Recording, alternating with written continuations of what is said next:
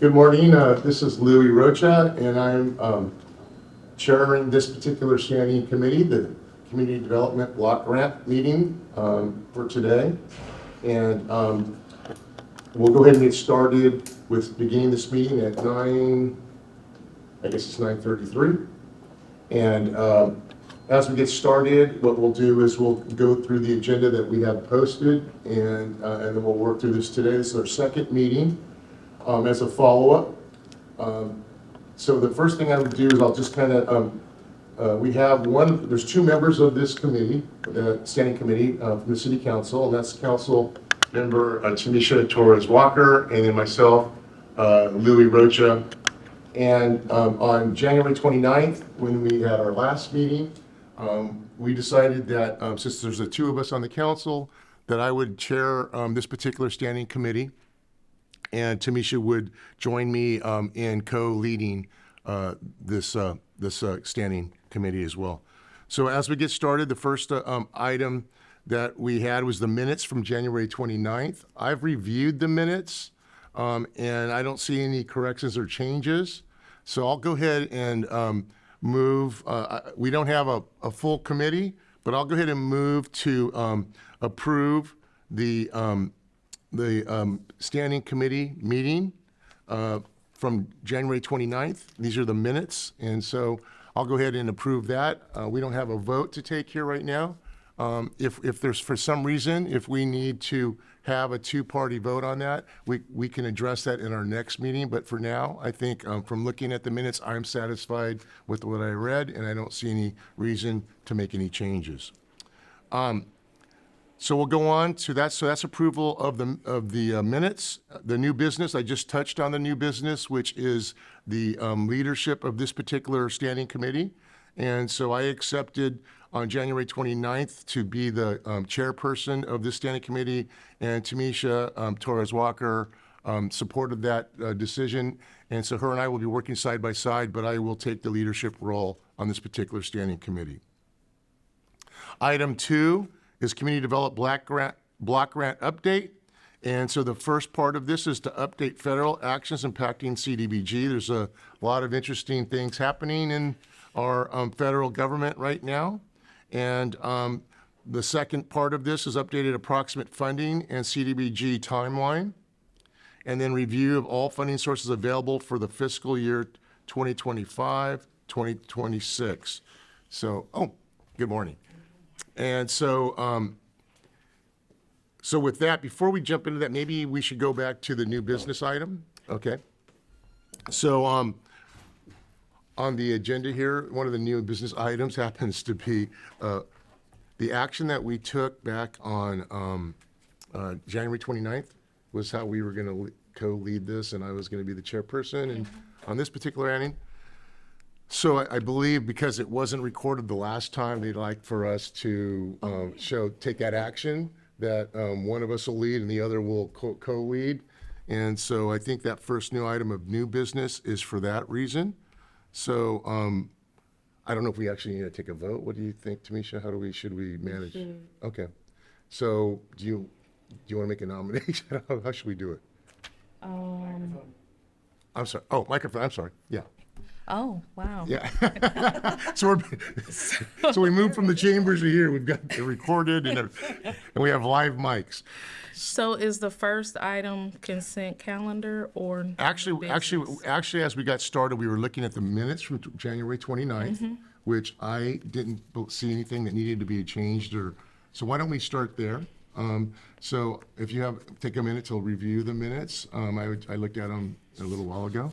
And I didn't see anything that needed to be updated or changed. So that's one thing we need to do is to accept the minutes from our last meeting, which was January 29th. Community understandable. Okay. And they're right here. I move to accept the minutes from January 29th, 2025 of the Community Development Block Grant Standing Committee. Thank you. And I will second that. And so we'll take a vote for the two of us. And so Councilmember Torres Walker. Aye. Councilmember Rocha. Aye. Mayor Pro Tem. Okay. The second item on this agenda following the minutes is new business, and it was listed as new business. However, we did talk about this on January 29th, but to make it official, since we didn't have that recorded, once again, we need to take action on this particular item. Now, there is a public comment here for new business before we make this move. So I don't know if there's anybody here from the public that would like to speak to this particular item. Okay. Seeing none, hearing none. Then we'll go on to the new business item of nomination of election of chairperson for the Community Development Block Grant Standing Committee. I'd like to nominate Mayor Pro Tem Rocha for the chairperson for the Community Development Block Grant Standing Committee.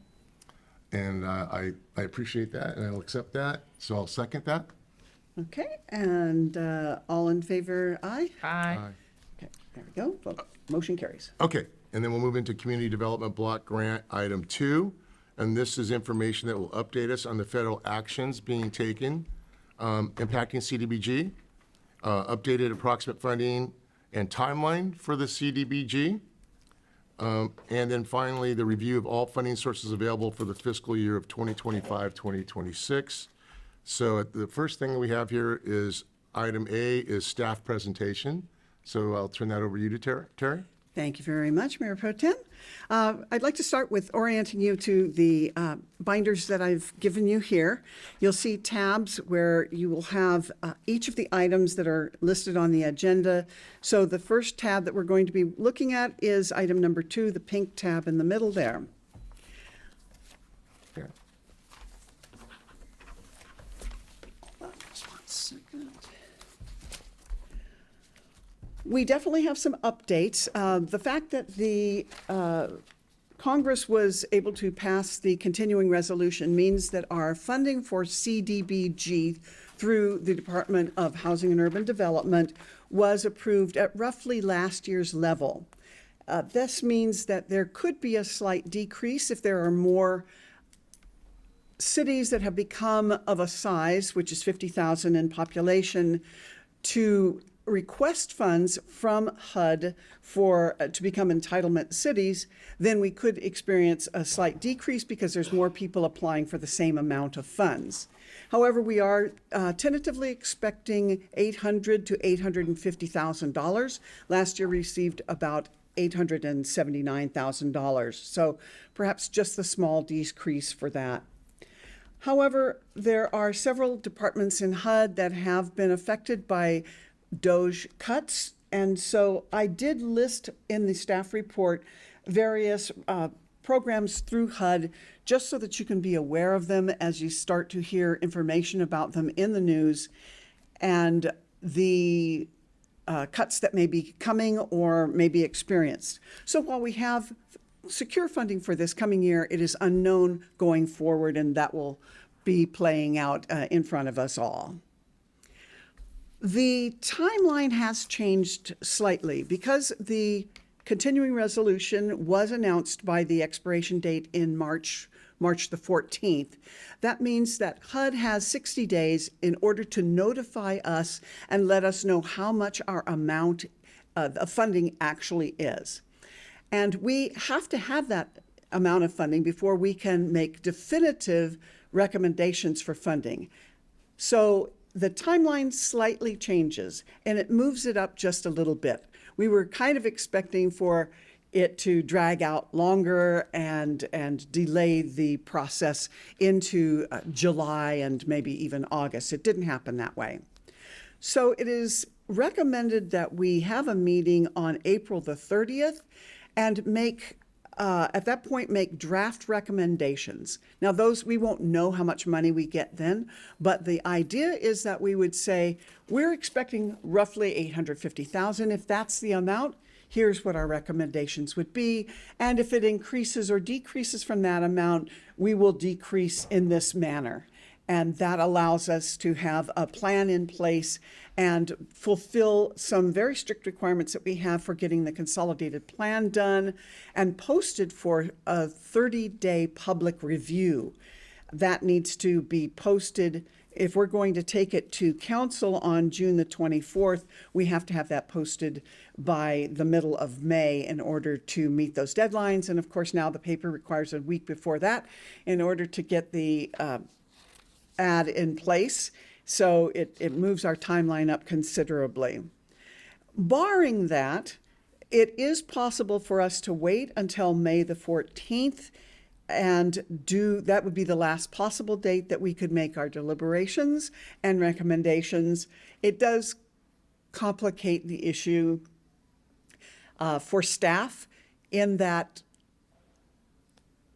I have to do some creative writing about what might be coming. And so it's far preferred to be able to meet on April the 30th, if that is possible for you. The rest of this information here just lets you know the various steps that staff has to take, such as the posting of the notice, the public comment period, when staff reports are due. Our hope is to take it to council on June the 24th. This is necessary because we believe then the action plan and the consolidated plan are going to be due to the HUD office on July 14th. And because council is dark the first week in July, it won't be possible for us to take it in that week. So the June 24th, it will be the date that we take it to council for consideration and their final decision and approval. We expect to have, as I said, $850,000 in CDBG funds. We have about $200,000 residual funds, about $900,000 in housing successor funds, and $509,164 in permanent local housing allocation funds. All of those are on the spreadsheet that you have in your first binder that shows kind of how some of those are need to be committed and the things that they're eligible for. The energy efficiency block grants that we had allocated to housing rehabilitation, however, have been held up at the federal level and are likely to be seized. That's working its way through courts, so we don't know that we will have that amount. It was about $150,000 in total, a little over that, 160 something. We allocated half of that for this present fiscal year, 24-25. We don't have those, and so it's not looking good, I would say. That means that in order to keep our funding at a level that we have been for the last 5 years or so, we would need to take it from other sources and juggle that around. So that is my report on item 2.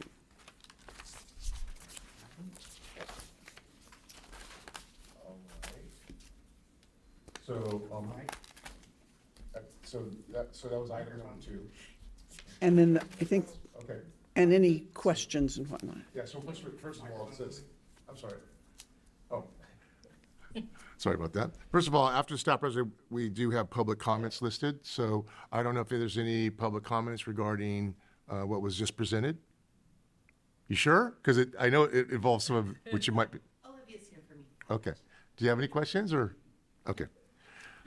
Hearing none, seeing none, we'll move on to committee discussion. Any clarification or questions, Tamisha?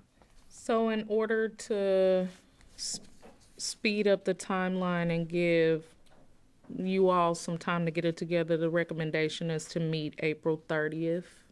The deliberations and recommendations need to be publicly posted by May 24th for a 30-day period of public comment, meaning if anybody felt like they wanted to push back or not necessarily push back, but give their comments on, hey, they don't agree or they do agree with the recommendations. And then to bring it to council for June 24th for a public hearing. That would be the ideal timeline. That's correct. That's the dates that I have here as well. So it's the 30th to be able to have a draft ready by the 24th, right? And to bring that to the council by the June 24th, correct? Okay. Correct. And I don't know if you have time to look at your calendar now for the 30th? Oh, I did. Yeah. I'm available for the 30th. Okay. So So am I. So we can look at that date, we can kind of confirm the April 30th date. I don't know the time, what, is it same? 9:30 to 12 would be great. Does that work for you? It do, and I'm kind of like, I've been getting calls from community members complaining about it's too early, they can't make it, could we do it later? So I don't know. Is it possible to do an afternoon? I know on that particular day I'm open. I don't know about you. Or, I'm waiting to see council. The issue is that it needs to be recorded. okay. It's not always possible to get outside contractors to come and record it. If council chambers is available, and I've inquired about that, then it is possible to do it whenever council chambers is open. That's been the real Yeah, What do you think challenge. is a good time? Do you think maybe 5 o'clock or 4 o'clock or later? What do you think? I think people were saying around the same time the council meetings start around 6, Yeah. 5:36. Okay. But I think maybe tentatively we can say 9. We can say we're open to do 9:30 to like our regular time from today. But if the council chambers is available, then I think in the best interest of the public, if we could do it between like at a start date at 5:30, start time of 5:30 or 6 would be more reasonable for the public that want to attend. So that's if the council chambers is available. I agree. I'm open to, we agree on the 9:30 or a time that we've had, like we're having this morning. But if at all possible, if the chambers is available and we can do it in the afternoon or even early evening, that probably would serve our community better, and I'm open to that as well. great. Thank you so much. Okay, so we just let us know, if you can get back to us and let us know about that. The other thing, can you repeat again the issue with the housing successor funds? I think you said we had some funding that is being held up. Was that for development, housing? That is the energy efficiency block grant funds, the EECBG from the Department of Energy. And those we were using for housing rehabilitation, $75,000 a year in 2024 and 2025. But it doesn't look like we're going to end up getting those probably. Yeah, my question on that was, the amount you stated was, did you say 150,000? But it was 169,000, something like that, but we were granting 75,000 a year to Habitat for. Yeah, because here when I'm reading, it says, on the notes, the energy efficient community block grant says 82,807. However, enough, so my Right. question would be, is the 82,000 what we're hoping to be able to preserve, or I want to be clear on that. You wanna Looks like speak we're to- losing double that. Yeah, I'm sorry, I lost the last numbers, but the thing is, it's roughly just under $160,000 that we were supposed to be getting from the Okay. Department of Energy in this block grant. Okay. That has gone completely dark with no contact Okay. since the beginning of, or the end of January. okay, And so we are just not sure if it's going to come back. Which is very unfortunate because we have spent, this has been rolling out for a long time, and the grant report or the application had a lot of paperwork and reports and such that we had to do to apply for it, which delayed us in applying for it until the new administration took hold. So, and for the record, Julie Hoswydovich, Environmental Resources Coordinator for the City of Antioch. thank you. I think a lot of people are bummed about the new administration.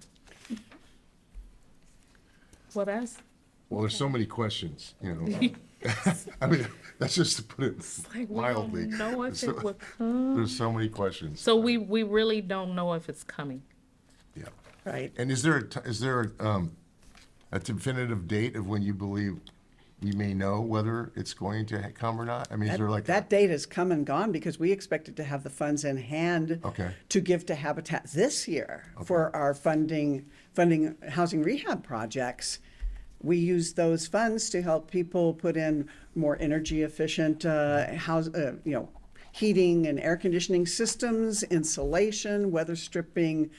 It goes for both grants and loans. So it's really vital. A lot of the work that we do, more energy efficient windows, a lot of the work that we do really is centered around energy efficiency and lowering the overall cost of housing for homeowners. So unfortunately, we're in the dark. Okay, moving on, then we'll move on to item 3, which is consolidated plan data presentation. And it lists the 3 items that will be discussed. The demographics census information, the housing data and discussion, and the community survey response and discussion. And so, once again, we'll begin with the staff presentation. Thank you. This is really a rich data discussion for you, and I'm hoping that it doesn't take you into the weeds, because the weeds are all here in very rich data that we have mined from the census.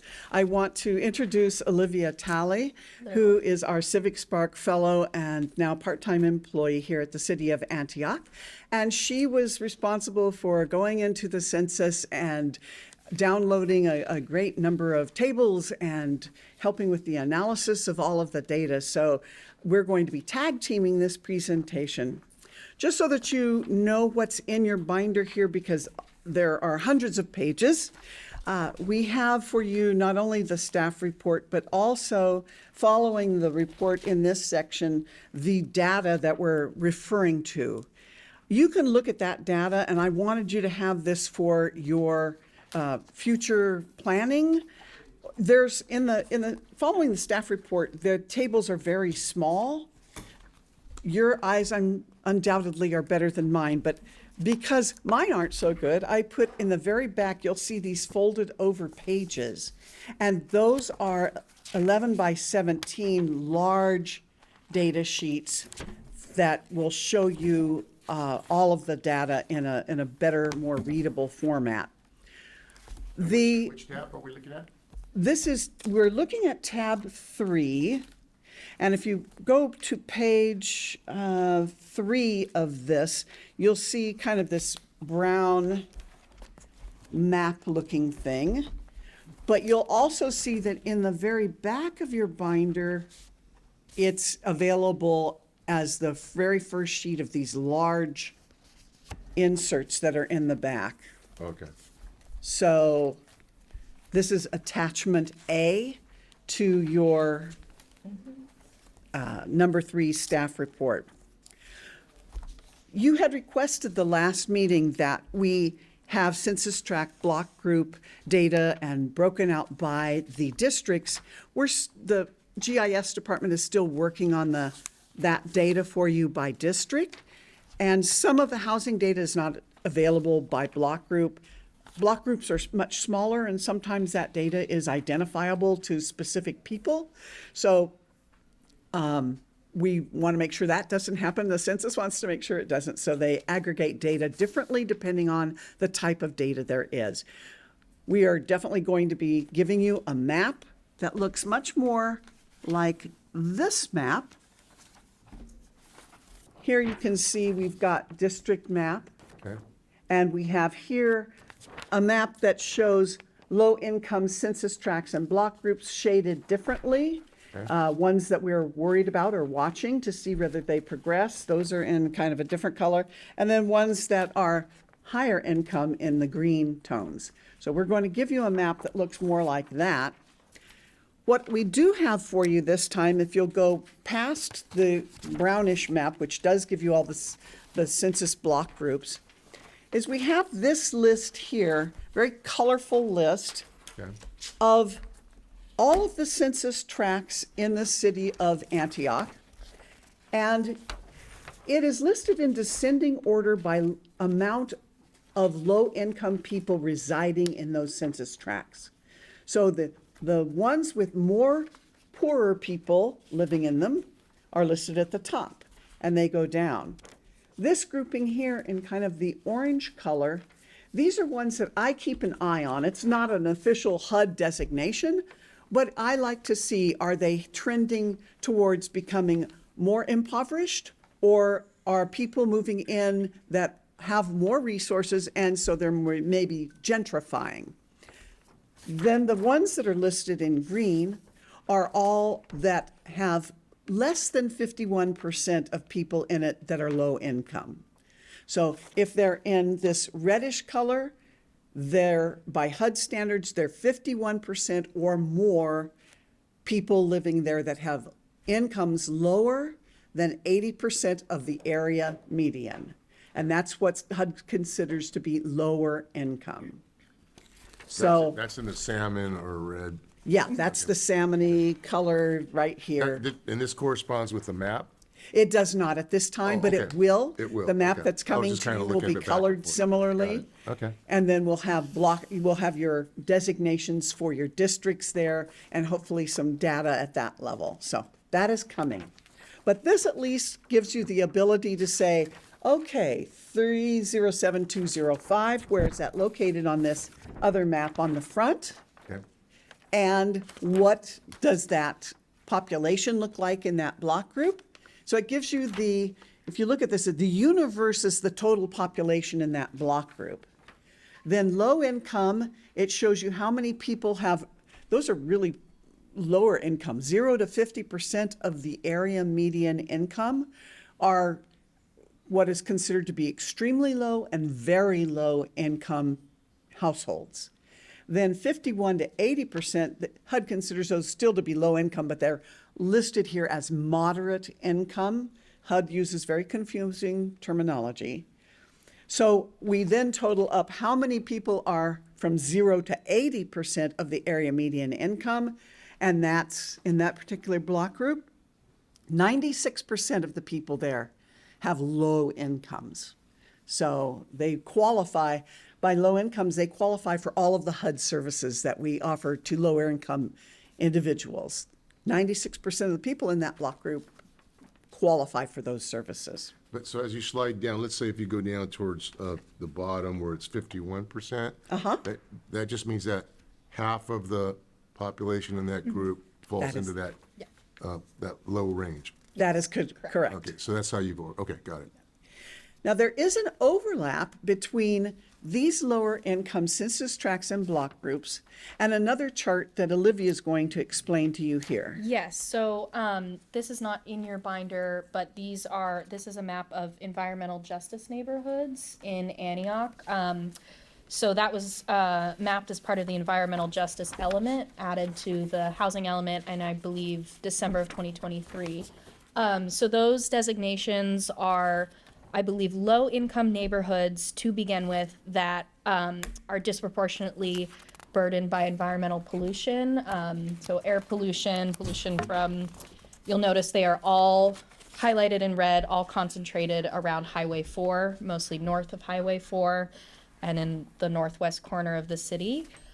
So we in Antioch have 5 census tracts that are designated as environmental justice neighborhoods. That's Census Tract 3050, 3072.02, 3071.02, 360.03, and 380.01. And then you can see on that list of census blocks, you can find those census tracts there and see what the income makeup is for each of those. Interestingly enough, there are 3 block groups out of those environmental justice neighborhoods that do not fall in the lowest income. The majority of the people are not in the lowest income brackets. So I can point those out later, but it's just interesting to see how those fall. And the lowest, or the census block group with the lowest amount of low income people is 3060.03, and I believe that's further south in the city. So that's interesting to see where those groups are concentrated. And when you, just to clarify for me, when you say environmental justice element, clarify for me so I have a better understanding what that means. So the environmental justice element was adopted according to State Bill, Julie might be able to remember, But it was a state bill to address how environmental pollution and environmental injustice disproportionately affects lower income people, mostly people of color in the state of California. So these census tracts have really high rates of asthma. Antioch has extremely high rates of asthma compared to the rest of the state. I think most of the census tracts fall in the 90th percentiles. A lot of them are in the 99th percentiles for asthma rates compared to the rest of the state. There's high rates of cardiovascular disease. So there's also proximity to old pollution sites and industrial sites. So And so that gives us an illustration of where those neighborhoods are, and then you can see on the chart Where there to- and where to- they fall. yeah, and then we know where to allocate funds to address these issues. Thank you. Also in your packets is a lot of demographic data on the city. So attachment A, page 3, you'll see the total population, the population by race and ethnicity, languages spoken at home, native and foreign born, families and household characteristics, where it gives you the number of children under 18, different types of householders, married couple, male householder with no spouse present, female householder with no spouse present, median age, number of veterans, male and female, income and poverty, educational attainment, and a lot of information about disabilities, and broken out by the types of disabilities. We are going to refer to some of this information, but not all of it in the report that I'm going to be giving you. There's also employment information here and housing information. We'll be diving mostly into housing information there and some of the other information that speaks to lower income and earnings, so that you know that. But this data is all here, and we are happy at any time to help you analyze it, break it down by your district at whatever point. Once the planning is done, we're pretty impacted by that. But after that point, we're happy to do data dives with you and look at this in whatever level that you would like to look. That'd be really helpful. I think I guess district is having the district level data Yes. is important, and I think being able to know the census tracts per district would allow us to do our own individual deep dives, depending on where we want to know our own districts, but also other districts where they're falling. Because it was interesting to see the map you show where in the green, it's is that all Southeast Antioch? Yep. Okay. It's starting to make a lot of sense now. Yeah. That map, I think, is Parks Land, the green. Or how do you, Oh, this was Parks. You're right. But This one is. This one, There it is. This is an old one, just so yeah, that you know. this is old, but I think yellow is The lower income. yellow is lower income. Red is medium income, and then blue is higher income. And this map is old, but yeah, you can see that the southeast corner of the city has higher concentrations of higher income people. And there's a map of asthma rates in the Climate Action Resilience Plan, and those rates of asthma kind of hold true similar to income. when, I should know this because I participated in it, when the census is coming back around when? 2030, So the last updated census was 2020. 2020. But they also have the American Yeah, Community so- Survey. Yeah, the American Community Survey is where a lot of this information comes from. That's, I think, it's more detailed, but I think they reach fewer people because they have to do it every year. And so that's where I want to say we have the sources for all of the tables. They're just not. You were very careful about They making are sure. here, but all of the data comes from the census. It's just if it's from the decennial census or the American Community Survey. And one thing we found out going door to door, not everybody completes the census. No. So it gives a pretty accurate output, but then we also miss people. Yeah. I think our targeted strategy was undocumented folks because they normally do not like to fill out the census, but it's important. Or unhoused folks who Right. also you Yeah. can't really target to fill out a census. And then the other population was people who were living on a, like, maybe it's an ADU in the back or something like that, and you can't really get to them to do the census. Right. So it's pretty accurate, and there are all these unknowns with people who are hard to reach when doing the census. So hearing about the American Community Survey, that's America Community Survey is done yearly, Just not in the same depth. Yeah. It's just not as deep as the census. And I will say that what you were saying about the data gaps will show up in these housing tables. You can see, especially with the breakdowns by race and ethnicity, just maybe because there's not as high of a population of Native American or Native Alaskan people or Pacific Islander, the rates that you'll see will show up like, 100% of people, Native American people in Antioch are living in poverty or have a housing issue, but that may just be because of lower numbers when the survey was done. So The that survey sample was the so survey low that you sample can't- size was Right. low, and so it's hard to make a conclusion from that. So But I- that is something. Just again, I think it'd be good to have the census tracts broke down by the electoral districts.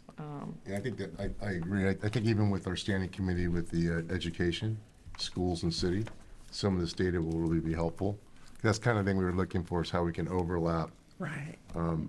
district data in the 4 quadrants of the city, and then also looking at the school district and how they're broken out into districts and see parallels and differences. And as you get data like that, we are always, this department, this division is all about data. So please share that with us. We would love to have that. And I also understand the challenges with getting accurate survey information. 'Cause I can remember, having been a principal for a long time at Antioch High School, that our free reduced lunch, when we would do the applications to our student body and their families, many times our families wouldn't complete the forms, and then we didn't really know, where we were at in terms of the percentage of, because we would look at neighboring schools, like our feeder schools, and see their data, and then look at ours and say, well, how come there's this disparity? It seems like it should be higher. And then we just found that, a lot of families were choosing not to identify themselves as low income or for free reduced programs. Right. Yeah. Well, thank you. This is rich data, and it's very helpful. Thank you for all the work that goes into providing it for us. Yay, Olivia. On the back of the kind of demographic data, we inserted some information about family violence. And you'll see that we've got information for all of the cities in Contra Costa County that are CDBG entitlement cities, or over 50,000. And if you'll recall from our last meeting, you don't see Richmond called out separately here because they no longer are an entitlement city, even though their money has been given to the county to administer. So Richmond isn't called out separately, but you'll see Contra Costa County as a whole, Antioch, Concord, Pittsburgh, and Walnut Creek. So you'll be able to draw conclusions about how do we compare with other cities. And you'll find that we're much more similar to Pittsburgh, which you probably know that, than any other city in Contra Costa County. So you can kind of take a look at those things. So we've got calls to the domestic violence provider here, STAND, for Families Free of Violence. We also have domestic violence related calls to the sheriff's office. And we, that'll be that. Then we have some housing definitions, and we then start into all of the housing tables that Olivia is going to be discussing with you today in her portion. These you can see, because we included information on all of the cities, they're quite wide. The data tables are quite wide. That's why they're very hard to see following the staff report on the 8.5 by 11 paper. I can't read it. This to me makes much more sense, and you'll be able to refer to that. So that's how this binder is set up. I believe that housing, let's just take a look here. The housing tables comprise the most of the remaining tables. Then there's a few on business activity in the very, very back of these. There's some on business activity, on employment sectors in the city of Antioch, the labor force, occupations, travel time, how long it takes to commute anywhere. 3 hours. I hear you. Educational attainment, and median earnings. And then the very last table is educational attainment by age. So lots and lots of things for your reference in the future. And we will continue to be supplying you with more data as we get data, so that you can use this binder or convert this information into another binder, so that you just have a data binder, and then any special analysis that we end up doing with you, that can all be in one place, and you'll have that to share with your colleagues. So let's start with our presentation then about the consolidated plan. And this is a much more overview look at what we found in all of the data that you've got going there. First, I just want to talk a little bit about poverty in California. The poverty rate in California is consistently above the national average. No matter what methodology you use, there's a lot of dispute about how poverty is measured, but no matter what measurement, it's still high in California. It's not as high as some states such as Mississippi, Louisiana, West Virginia. They're consistently higher than California, but we're higher than the national average. The main contributing factors to the high cost of living in California, of course, is high housing demand combined with the limited housing supply. We have a strong economy. We've got good job opportunities, desirable climate. Heaven knows lots of people come here for that. High demand coupled with low supply always drives up housing costs. Throughout California, Latinos comprise about half of poor Americans, 50.7%. And they have a significantly high poverty rate of 16.9%. Poverty also impacts other racial groups such as African Americans at 13.9%, Asian American Pacific Islanders specifically at 11.5%, and whites at 10.2%. Other groups, though, that are harmed by high housing and utility costs are low-income seniors, people with disabilities, families with children, veterans, and other people who pay more than half of their income on rent. The National Low Income Housing Coalition, NLIHC, every year publishes a wonderful look at poverty and income. This is called Out of Reach. The 2024 Out of Reach publication, The High Cost of Housing. I've included a link here, but it's a great publication to read. They develop what's called a national housing wage, and a specific housing wage for each county and each state. And in California, a household must earn $98,545 annually in order to afford a 2-bedroom apartment.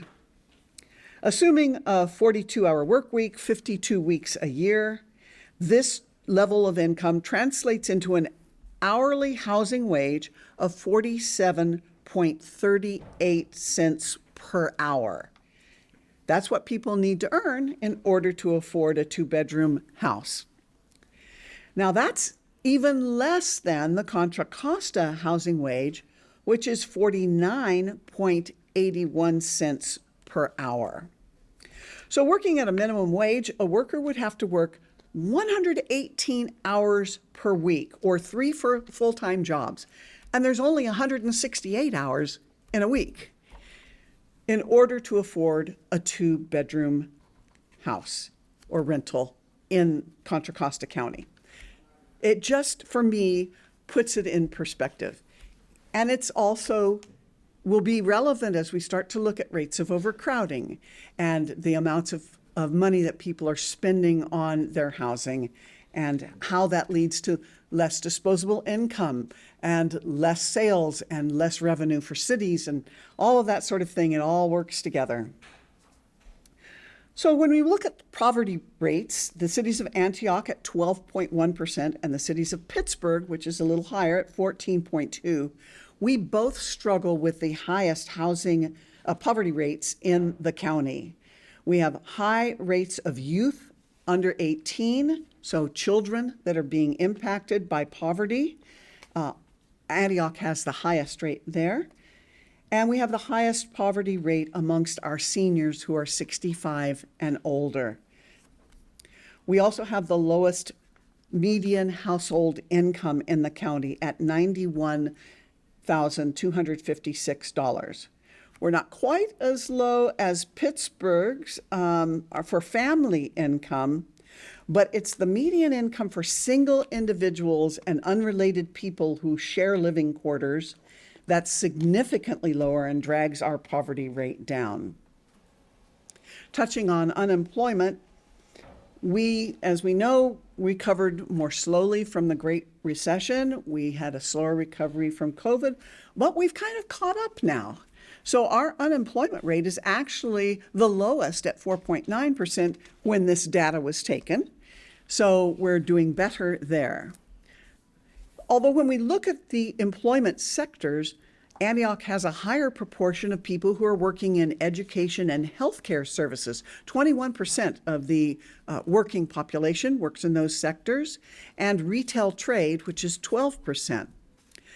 Now, that health services sector can include a lot of lower paid aide positions. And so we have a lower share of employment in higher paying, like professional, scientific, and technical service sectors and manufacturing industries. So about 25% of Antioch's jobs have monthly earnings of $1,250 or less. There's a lot of information here that you can read at a later, but according to the Workforce Development Board, They just make it less. they're working more and making less. There you go. You got it. Accurate analysis. The kind I can't put in here, but yes. So what the Workforce Development Board has found is that limited English proficiency makes it more challenging for recent refugees and people who speak other languages at home. And as you're going to find out, we have a lot of people that speak Spanish at home. And so as we're going through this data, I'm going to start calling out some of the agencies that we have been funding that help address these issues. Because most of this, honestly, hasn't changed a whole lot since the last 10-year census was done. The main things that have changed is more people are impoverished we have higher poverty rates. We have a higher concentration of people who have lower incomes here in Antioch. But I'm going to start calling out some of the agencies that we have funded over time to address the things that we saw 10 years ago, 5 years ago, when we did this analysis for the last consolidated plan. To the employment data, where it says that we have the lowest unemployment rate. We have a low unemployment rate, but not everybody identifies as working in Antioch. Right. So even though we have the lowest unemployment rate, that doesn't mean that people are actually working here or jobs are being provided here. That just means they're employed and they just so happen to live here, even if they say work in San Francisco. You would know probably more about that than I do. I don't usually get real down into the weeds with the employment data, but I believe that there were some statistics in a study done by the Economic Development Department here. I know I looked at some of that, and perhaps you've gotten a debrief on that information. I don't know. So that is a good thing to know. And also, I think that they do annual surveys about unemployment, maybe even more frequent than that. And the data that you have, perhaps from more recent surveys, may be different than this data that I'm sending, giving to you here. Because this was census data, American Community Survey data, so it could be older. So, one of the points I wanted to make was that limited English proficiency makes it more challenging, and that non-English speaking business owners and employees struggle with digital tools necessary. So one of the ways, or two of the ways that we help to combat that is we have funded Opportunity Junction. So Opportunity Junction, the technology center there, offers employment training in English and Spanish, computer training in various, Microsoft Word, Excel, various Microsoft products there. And they also have resume building and other soft skill development there. So we have funded the tech center for that. We just started doing that in 2020. So you will see that that was a recent ad because of these kinds of findings. We also fund for job skills. We fund Opportunity Junction, their ACT program, so that it trains people for careers and various industries. That one is administrative skills, but they also have a training program for people who are aides, nurses' aides, and other types of businesses like that. The study from the Workforce Development Board also says that other barriers that complicate employability and worsen labor shortages are homelessness, the challenges that foster youth face when transitioning to independent living, and of course, we fund CASA to help to mentor foster youth and provide advocacy for them, making sure that they help graduate from high school and have the best opportunities there. And also disabled people, and we fund Lions Blind Center for services there. Moving on to education, we underperform for the 18 to 24 age range in terms of educational attainment compared to the rest of the county and to the state. For this age group, this statistic that was last given, although Mayor Pro Tem Rocha may have more updated statistics, it said 17.4% of Antioch residents are in the less than high school graduate category, compared to 12.3% for the state. When we look at disability data, we're home to the highest percentage of disabled people in the country. 13.8% for male, 15.8% for female, which is a combined rate of 29.6%. Very closely followed by Pittsburgh at 29.4% combined disability rate. The highest percentage of disabled persons by race is white alone, which means that white alone means not white Hispanic, at 20%, followed by Black or African Americans at 18.2%. Not surprisingly, those who are most likely to be disabled are seniors aged 65 to 74 and 75 and over, which is 56.2%, very high. So only Pittsburgh has a higher rate of disabled seniors. We also have the highest rate of the working age disabled persons, those who are between 18 and 64, at 24% and 21.8% respectively, Pittsburgh and Antioch. And then it breaks down what types of disabilities. Again, all of these are in your chart in the very back. When we look at residential mobility, we have a high rate of people who move to Antioch from other places in the county at 5.7%. We're second only to Concord at 6.2%, it has the highest percentage that moved from a different country within California. So just know that people are very mobile in Contra Costa County and people are moving into Antioch. This one is especially important, language. Antioch at 43.3% and Pittsburgh at 49.2% have the highest percentage of people who speak a language other than English at home. So the majority of those people are Spanish speakers. And language barriers, access to education, job opportunities, fair wages impact Latino and immigrant communities, which have disproportionately higher poverty rates. If you have questions about this data, we're next going to then transition to Olivia's presentation on housing data, so you might want to ask them now if you like. Well, one question I have, again, it may already be there, but with some of the, like, for example, language, would that data be in the regional map that shows different parts of the city that maybe be more impacted with home language? That Could might be, that could I'm- be I'm- something we could add, I'm yeah. not sure if that's in there or not, but that would be something I'd be interested in to know. good. I think we would just have to check if that's available at the tract level from the survey, but I think that's possible to add to those maps. And if you guys wanted to come up with maybe like a list of attributes you'd want to see broken down by tract level, that could be really Yeah, helpful. I mean, I for was us just to bring, have. I mean, that and obviously seniors jump Yeah. out at me as populations that, Yeah. that obviously fall into the disability or high rates.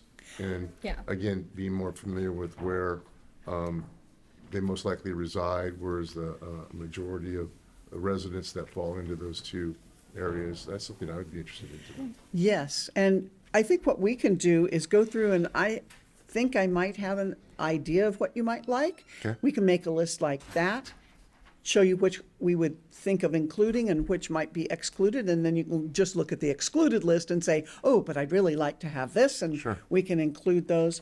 And now I'm thinking it might be wise also to have the locations of all of the care facilities. We can get a list such as that, that shows where disabled people are concentrated. I remember the last emergency, I forget what it's called, for the police, when they do they wanted to know where all of the care facilities were located for evacuation planning purposes.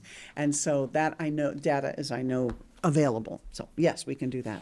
Okay, thank you. I didn't see, so one of the challenges with upward mobility in rural suburban areas is transportation. And We didn't look anything at all on transportation, yes. I mean, commute times, I know That's the that, only thing. we don't, people call it a bar, but Antioch doesn't have a bar. We have a shuttle Yeah. that takes us to the bar. Great idea, but it's a shuttle. They increase rides to meet demand, but then we also have a busing system that people argue it could take you an hour to get anywhere in the city on one bus ride, when in other cities, a bus is coming every 30 minutes. So upward mobility has a lot to do with transportation, not just public transportation, but also commute times. And so I was just wondering if you all kind of looked at any of that. Because The only especially census- with people who live in census tracts with high rates of poverty, people working more, making less, housing insecurity, disabilities, like all of these issues. The other thing that we often don't talk about is transportation. So sometimes an area in a community could have, like, I know we talk about the unemployment rate overall across the city, but if you honed in like on one census tract or neighborhood, the employment rate could actually be higher. And it could have a lot to do with a lack of transportation to be able to get to and from work. So it's like, I know you mentioned in the last one that in order to be able to potentially get data around people who are working, because our unemployment rate is so low, but it's probably because people are employed outside of the city and not necessarily. Ideally, you would be working where you live, right? But we know that that's not real for Antioch. And you said that I can potentially ask the Economic Development Department for that data. Is there anywhere you would recommend to be able to look at the data around transportation, commute times? Actually, one thing, I sit on the Tri-Delta board, and they have shared with the board and the open public meetings, the travel time and so forth, and pickups, and that is an issue that they have flagged as a high priority, is to reduce that time. And so they're looking at other cities that it's like 30 minutes, but with Tri-Delta in certain parts of East Contra Costa County, it can be as much as 45 to 50 minutes or longer in some cases. And so so I may have some of that information. Let me know great. specifically. I can probably get that to you, because with Tri-Delta, and I'll start with you, that's one of they're doing a regional plan. And one of the issues is when you look at far East County out to even Discovery Bay, Brentwood, Oakley, the gaps are even greater there. Right. But then they talk about if you're trying to get from Antioch to, say, Bart and Bay Point, it can take a long time to get there. And so they're looking at different strategies to reduce that wait time or that distance in travel. And they're even looking at other types of shuttling services that go from point A to point B versus having to stop at different locations to get to where your desired spot is. So that's information I can probably get. That from would be Tri-Delta. helpful, because we looking at people needing to make $49.81 an hour to just be able to live. Yeah. That doesn't include like everyday basic needs as well as transportation, especially if you're not working where you live. And in rural suburban areas, the farther east you go, the less upward mobility you have due to transportation unless you have a vehicle. And so it's just would be, and because people are moving here, but they're moving away from centers where transportation has been invested in historically, where it haven't. And so, it could get complicated really quick for folks. So that would be helpful. Let me Part know of those specifically unseen what data costs. you'd like. Let me Yeah. know specifically what data you'd like, and I can pursue that with Tri-Delta to get that information Yeah, that was, specifically. If you let me know And what if it we is. get that, then on the maps that we get, Sure. maybe we can, pop that data out as well Sure. as the other data so that you would have a sense, oh, if you're in this area, it's this amount of travel time, and that's how it impacts these other So statistics. share that with me, what specific Yeah. data you'd like to have, and then I can make that request and get that for us to add to our data information.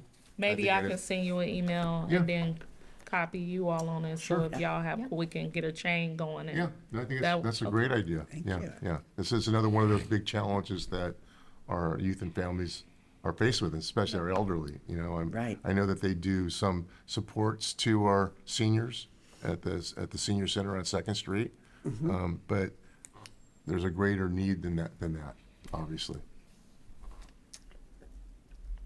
All right, Olivia, housing, let's look at our housing Okay, data. So now we'll get into, not too nitty gritty with some of the housing problem data tables, but I just wanted to give you guys an overview of some of the problems that households are facing in Antioch. So we'll start with the age of housing. Antioch, compared to the rest of the county, actually has some of the newest housing.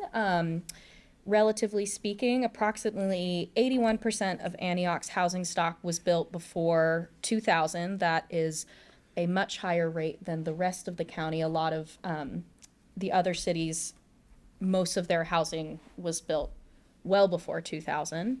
But that does mean that either way, most of the city's housing stock is past or approaching the 30-year benchmark. And that 30-year benchmark is important because that's when a home starts to need major upgrades or rehab to maintain health and safety standards. And one thing to point out is that renters tend to be in these older units. You can see if you'd like, there is a table breaking this down on page 21, if you'd like to come back to that, that breaks down that renters in Antioch, 41% of renters in Antioch are in homes built between 1980 and 1999. So the youngest of those homes are 26 years old this year, compared to owner-occupied, owner-occupied of 41% are in houses built between 1980 and 1999. 38% of renters are in a home built between 1950 and 1979. So that is well past that 30-year benchmark. And renters are not in control of when those upgrades happen and can even face eviction if a landlord decides to upgrade the homes or the units. And older homes tend to need upgrades in appliances and weatherization, especially with increasing severe weather and extreme heat, as we're facing right now, and they're less energy efficient. This means that households spend a higher portion of their income on utilities, which further increases housing cost burdens. And additionally, inefficient homes tend to have higher levels of indoor pollution. It's also easier for outdoor pollution to get into the home. So like I mentioned, from those high asthma rate census tracts are clustered around Highway 4, where there's 4 hours of rush hour traffic every day or 5 days a week. Many areas of Antioch have those high rates of asthma and cardiovascular disease. And with these increased health risks come higher healthcare costs and additional potential economic strain caused by missing work due to one's own illness, or if they have to care for a sick child or an elderly relative. So we're keeping an eye on the age of housing stock. And then we'll move on to housing cost burden. And really quickly, I just want to go over what the census defines as the 4 housing problems.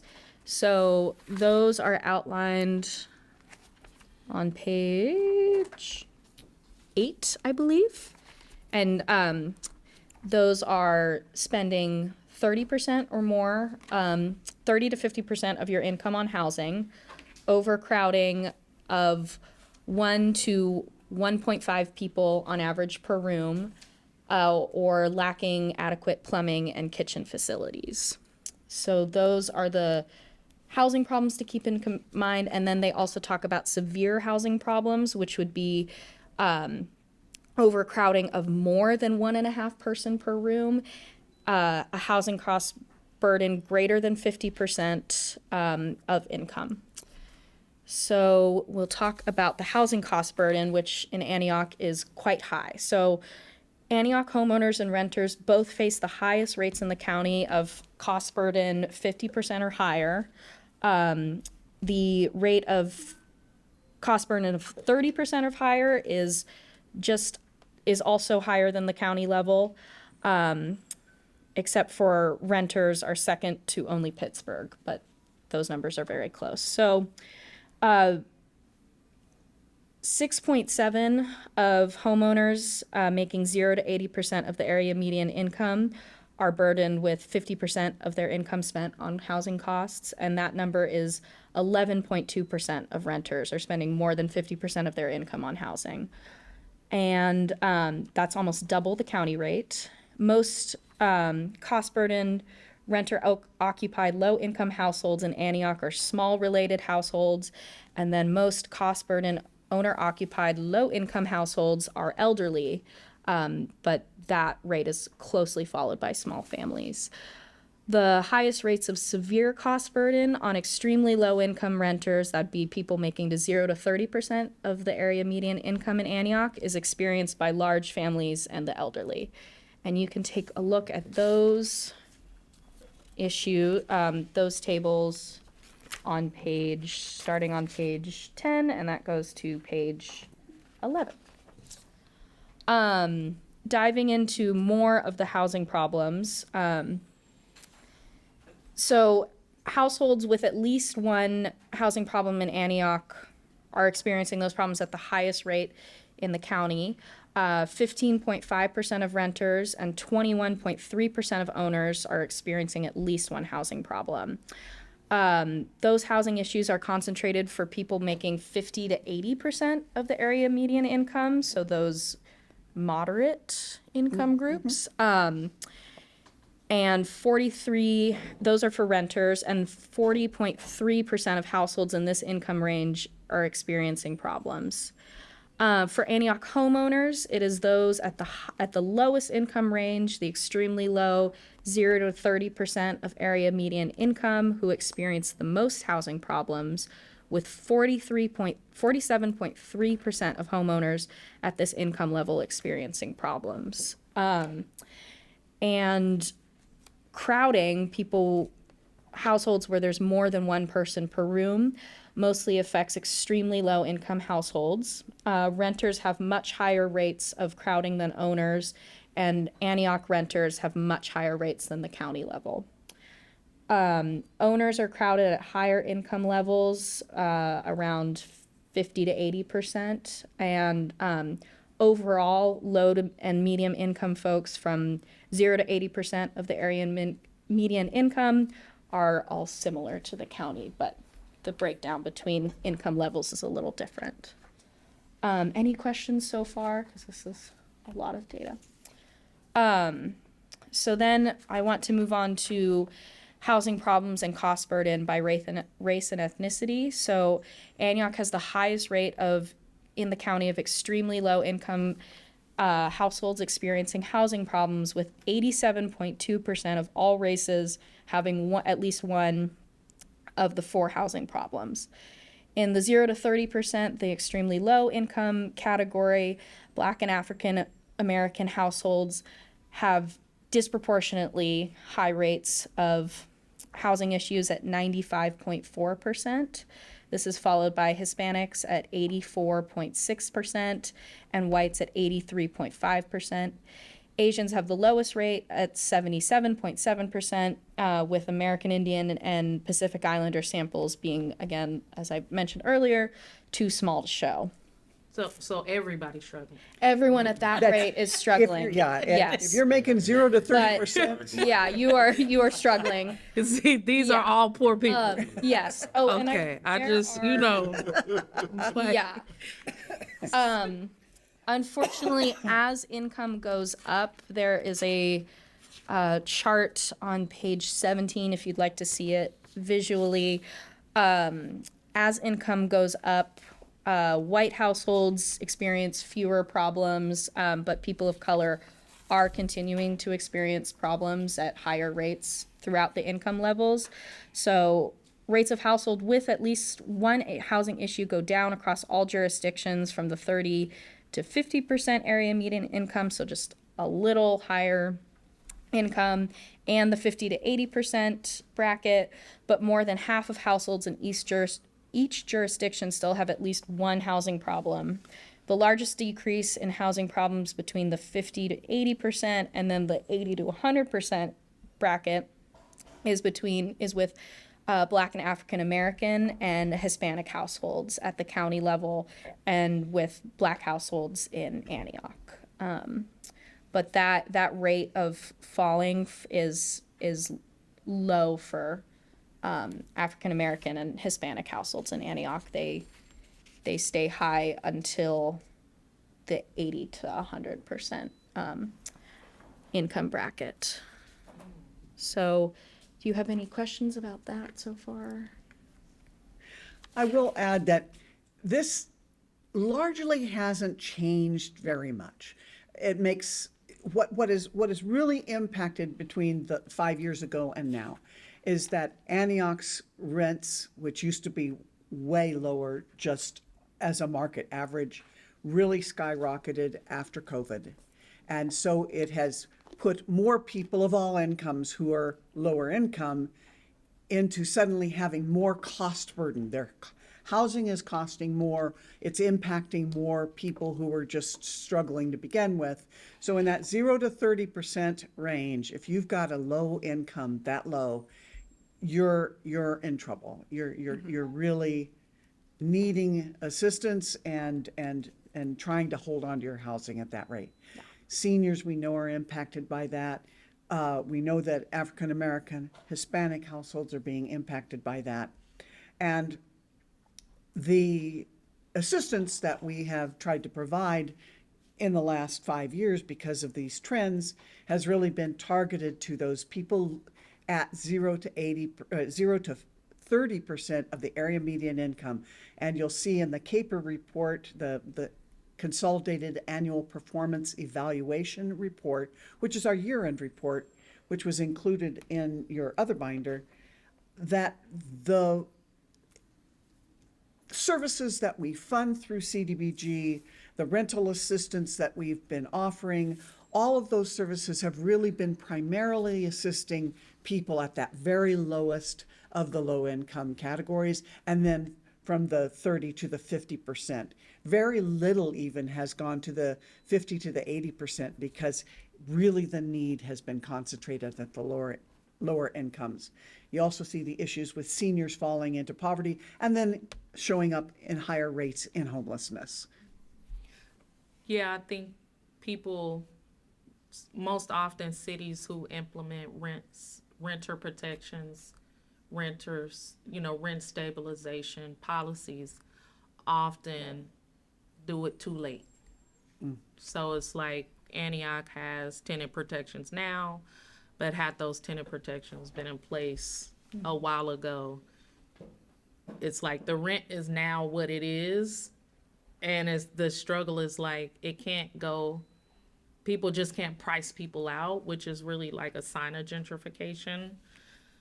But I think even just looking at these numbers now, it's clear that like even the housing element report that cited that individuals in Antioch are like had a potential to face homelessness. I think this data is just kind of reiterating that report. It's like almost everybody is at risk of being on the street, and we already have a high rate of veterans and seniors and those with disabilities already living on the street. One item I'd like to know a little more information about, it goes along with this conversation, is I was reading a report in the Bay Area about the lowest rent for one bedroom. I want to say it was like 1,700, and it was Vallejo, Antioch, and I'm not sure if it was Richmond or not, but I know it was Vallejo and Antioch. So I'd just like to know, because if that's the lowest rate for one bedroom and it's at 1,700, I just don't know what else is available to help support people. A room at your parents' house. Yeah, no. Or I a converted garage. You think about that. Or ADU, right? The state has allowed for people who have a lot of property to now put, it was encouraged to put accessory dwellings, ADUs on their properties to meet the housing need. The challenge is if you build the ADU to meet the housing need, but then you rent that ADU at a rate that's higher than an individual can afford, then it actually doesn't meet the need. And a lot of people are really just living at home. There are more people living in that one bedroom than one person. Families. And so it can be a challenge. And I know that's just for Contra Costa County. I wonder, like, when you get into Sac Joaquin, like Stockton, Modesto, I wonder what their lowest rent rates would be, compared to, because Contra Costa County, I'm sure, if we're in that range of being the lowest, it's still 1,700 for a one bedroom, and you look at, if you have a family and you need 2 bedrooms, what does that jump up to? So it's just really, really, so I'm just curious if what I read was accurate in terms of. Yes, I know that it's accurate just from past experience. However, for those kinds of statistics, we would want to turn to a source other than the census data. That is way too old, and markets rates change very quickly. So there are realtor reports that I believe that we can access, and we'll look into those. I'm just curious, because then it really does kind of bring some reality to what people are faced with in terms of, like, people are working more hours, making less, and rent at the lowest level for one bedroom is 1,700, what would it take for someone to be able to work more with less pay to be able to afford a one-bedroom place Right. in Antioch? It's pretty challenging, to say I, the least. I think going to finding some of that data from realtors, because this isn't only about renters, this is also about homeowners. And the complicated part is to imagine, like, at some point you thought buying a home was something you could do, and now you kind of house poor. And somebody mentioned at a previous council meeting that like the houses that's for sale like around the East Bay are going for like $600,000-700,000, and in Antioch is as low as 300,000. 300,000 is affordable in this market for some folks, right? Like I don't think it'll like ever be lower again, and that's normally a fixer upper. That ain't even. That's something you're gonna have to put money into after you purchase it. But I get realtor emails and updates all the time, and what I'm seeing coming to me is houses in Antioch at 650 to 750,000. And so I don't know where that is like across the city, but we're definite our home like our market for houses like for homeowners is still is high, 600 to 750,000, and even if you get at 350,000, you still gonna have to put money in it because it is one of those old homes for the 1980s and 1990s, right? So I that's want to brag, interesting. though, on our first-time homebuyer program because we have a house in escrow right now. It's a condominium, and the client who is buying it is a Section 8 resident, and they're using the Section 8 program, which provides a subsidy for a certain period of time for them to be able to buy their home, start building equity. And our first-time homebuyer program is lending about almost $50,000, and they're bringing with that another, well, I'm not sure what it's up to right now, but it was almost 75,000 in additional grant subsidies behind our loan to be able to assist this homeowner in buying. So we do have a wonderful program, and the real challenge has been finding people who are lower income but have credit scores adequate to get a regular loan. Not a subprime loan, none of that, but a regular loan. The challenge really is in finding those with a little enough debt and a high enough credit score to be able to qualify. But this woman did it with Section 8, and she's a worker and so working out of poverty, and that's what we like to see. So we also, speaking to the ADU issue, we have a wonderful program going on right now, also funded with PLHA funds that you're that you're controlling, making recommendations about, excuse me. And that is the Senator Glazier's program offers a rebate if people build ADUs and then rent them for lower income people. And we have doubled that rebate. So $30,000, if people want to build an ADU and rent it to lower income renters for a period of 20 years, they can receive $30,000 back. They need to check in with the planning department, register there, and they'll learn all about the program and get this wonderful subsidy by upon completion of the program and signing of the documents that limit it to lower income. And all that means really lower income rents and the rents that they're able to charge market rate are almost exactly the same thing.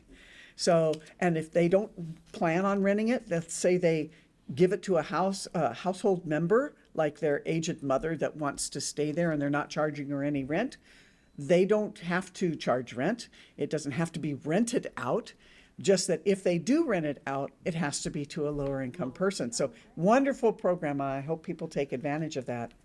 And what is that again? I know I read that previously. Right. There's so much you've What read. legislation is that? Don't falls ask me under- that that fall- number, that but fall- it's Senator Glazier Okay. is doing a pilot program through the state of California, and that it's all on our website. If one searches under Antioch ADU program, they'll find a lot of information about constructing accessory dwelling units here in the city of Antioch. We even have kind of pre-approved plans to make the process easier for people that they can go with. There are a lot of new manufactured ADUs that can be placed on site kind of as one big bundle and then do the undergrounding of all of the utilities and everything, but ways to make it happen. And that's the PL, that's the PL, is it the PLH? PLHA is the funding that we're using for the matching funds.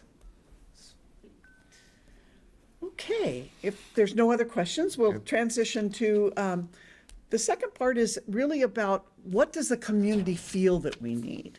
So as a consortium, we conducted a lot of surveys to get feedback from the public. The surveys were available from February 21st through July 31st.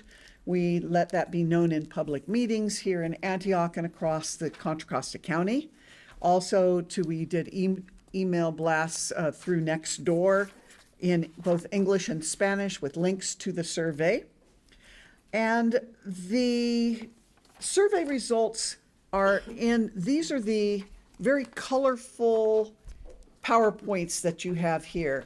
The county prepared these PowerPoints for the use of the consortium.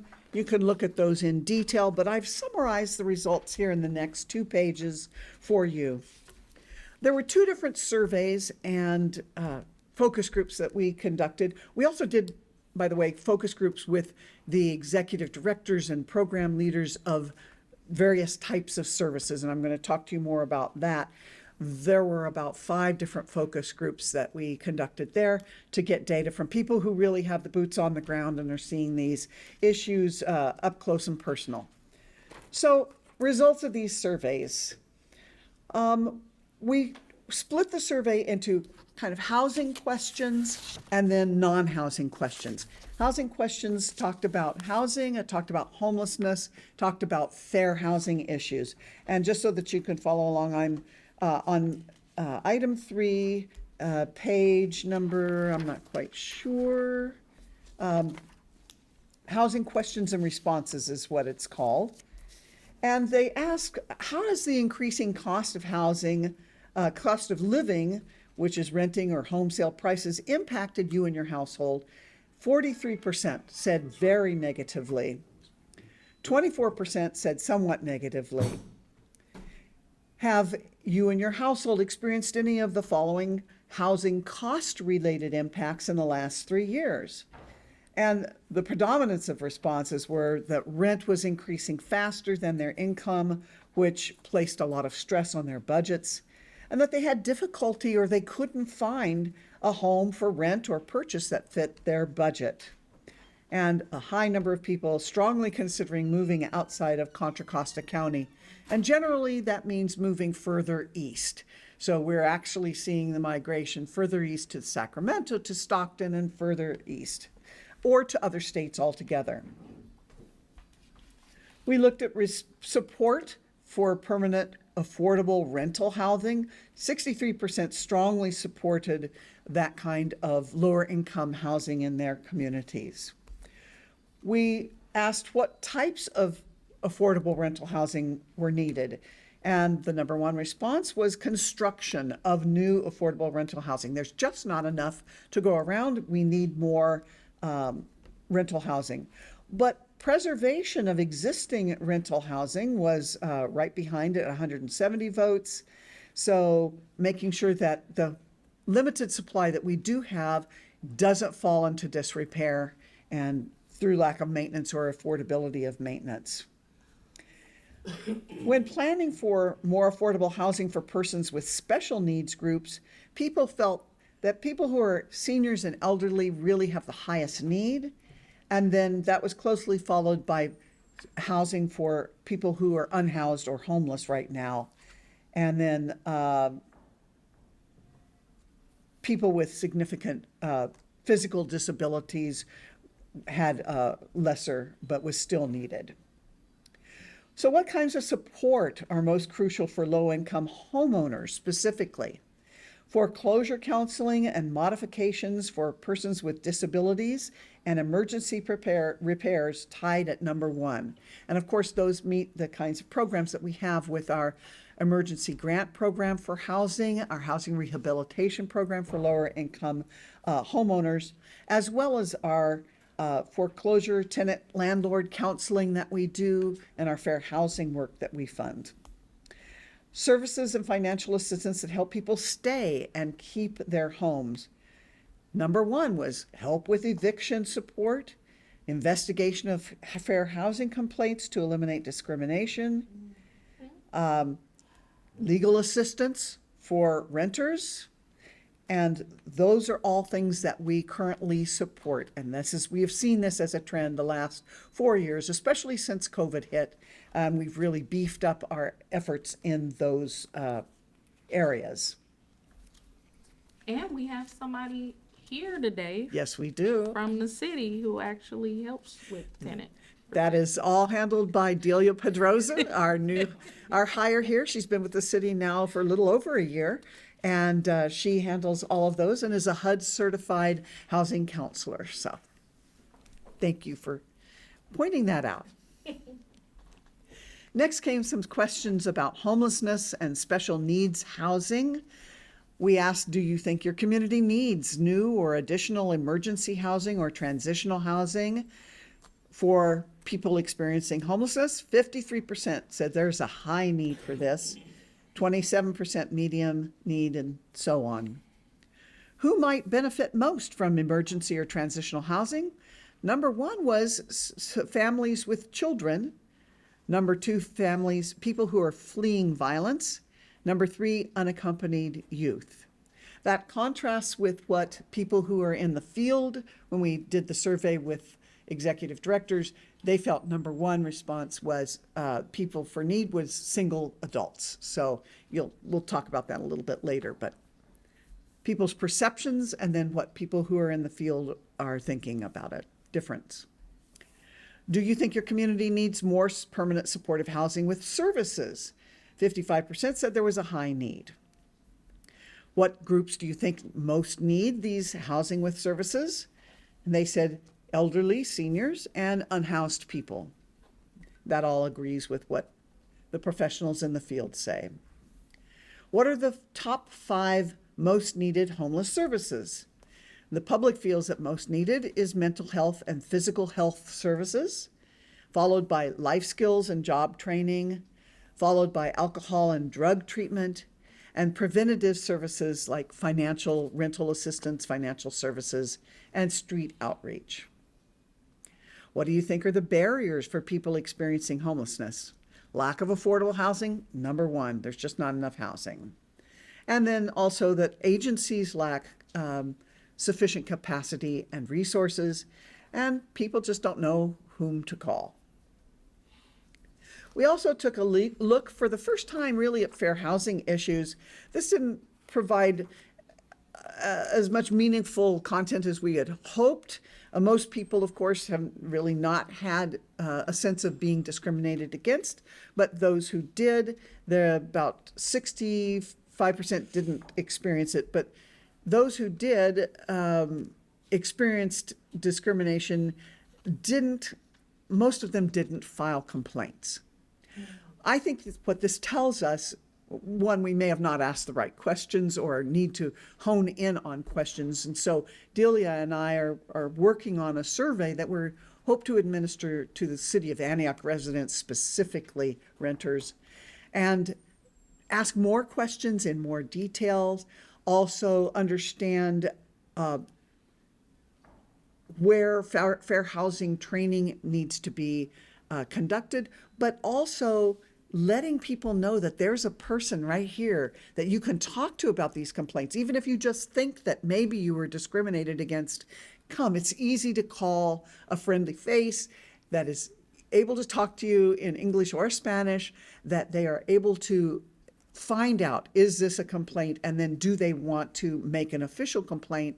And Delia can help with that process, making that complaint to HUD or to the state of California. So I think more outreach needs to be done here is what it's telling us. And also we need a better survey that asked more granular questions to really tease out the problems that people may be experiencing. Lastly, we did this investment exercise. We gave everybody in these public meetings, we had one here at the city of Antioch, we gave them money. And we said, this is your money now. You're going to invest this in a variety of options that you think are most important. And so people in the housing exercise here, number one thing that they invested in was preservation of affordable housing and new construction of affordable housing and special needs supportive housing. So not surprisingly, those are all things that that the council has funded to support here in the city of Antioch. That's, new construction with Hope Solutions and Novum Development of permanent supportive housing. It's our housing rehabilitation programs. It's being able to provide loans to affordable rental projects that may need extra support to rehab their projects. So all of those are things that we're already doing. When they were asked to invest in homeless services, homelessness, the number one thing that they invested in was services for people who are homeless. And second, surprising to me, was their choice of emergency or shelter or housing. I honestly thought that emergency shelter or housing would be first, but they said services were first, and that was their number one priority. I have a question. Did they differentiate the difference between homeless services and emergency shelter, or Yes, there were two did some separate- people say? Because when I think of homeless services, I also think of emergency shelter and housing. Yeah, we had, But y'all, like, there was a did it poster separate. board that they would put their money on, and there was one for services. That would be outreach services or other types of services. And the other one was shelter. More people put it on services than shelter. So then to the stakeholder group meetings that I was telling you about. Those are focus groups with the people that are working in the field. And they had some, obviously, they know more about these kinds of subjects, so they had a little bit more programs that, like, they were conscious that we want to invest in projects that are already in the pipeline, that we want to keep moving forward, things that the public wouldn't know to even think about. They also felt that preservation of existing affordable housing was super important, and they also prioritized funding housing projects that are located on government-owned surplus land. So these are ideas that they had. Promoting funding affordable housing on transit-oriented developments within a quarter mile of what they call high-quality transit. So that's the BART station. So building around BART. Not a new idea, but it's one that they felt was important. In a homeless providers focus group, so this was held in conjunction with H3, the Health and Homeless Services Department of the county. And those individuals, when we asked these questions, this is how they responded. So these are service providers largely, as well as people with lived experience in homelessness. Which demographic do you feel are most affected by homelessness? Single adults was the number one answer, and you'll remember that differed from what the public's perception. Then youth under 25, families with children, seniors, and veterans. And this largely reflects the demographics of who is most homeless in Contra Costa County, as we know from the PIT counts and also from the data that we have of who is served over the course of a year by homeless services. These are the top populations that are served in our county, and single adults are the number one. Can you clarify for me? Yeah. On the, when you say stakeholder groups versus the previous survey, when we talk about stakeholder groups, how is that laid out differently? So the survey was really marketed towards individuals within the cities. So it was put out on Facebook, put out through Nextdoor. These are resident perceptions, Okay. would be like public comment. Got it. People speaking out about what they feel are most important in their community. The stakeholder focus groups are with people who work in that industry or who have lived experience with of those Okay. issues that we're talking about here. Like the people from the. Right. Like people from the Council on Homelessness, right? They would be considered to be a stakeholder group because they both have service experience, but also have experienced homelessness themselves. Exactly. Okay, that clarifies that. And people who provide homeless services within Contra Costa County. So, what do you believe is the prevalent cause of homelessness? Amongst the stakeholder group, number one, they felt was inequity, economic, racial inequity. Number two is lack of affordable housing. Three is mental health services. Four, substance abuse services, lack of case management, supportive services, domestic violence, physical health problems, unemployment. Which kind of service is most lacking for homeless? Permanent supportive housing, and that cannot be overstated. There is such a need in our community for permanent supportive housing services as people begin to transition from being on the streets, sometimes for many years at a time, into being housed. I remember the story of one Antioch resident who he was a high utilizer of county mental and physical health services. But he is a person with schizophrenia, and he cost the county just so much money. He was one of the highest utilizers. He'd lived on the streets for many years. We were able to house him in a development here in Antioch, Tabora Gardens, when it was built. And the transition, the work that he needed to be able to just sleep in a bed. Months of sleeping on the floor, months of case management and work with him to be able to stay in his housing and adjust to being in housing. So that addresses that. Which policy changes would have the greatest impact on reducing homelessness? Increasing affordable housing. They're all singing the same tune. Which approach should we prioritize to address homelessness? Housing first models. But number two is preventative measures. And preventative measures is like the rental assistance program to keep people from falling into homelessness. So being able to cut off this stream of people who are falling into homelessness because they become displaced from their housing through eviction or other measures. I do want you to know that we are starting, now that we have Delia here, we are starting to look at people, the nexus between people who are contacting us about evictions and other housing issues, and people then that are showing up on the sheriff's report of evictions, people who have been evicted from their houses.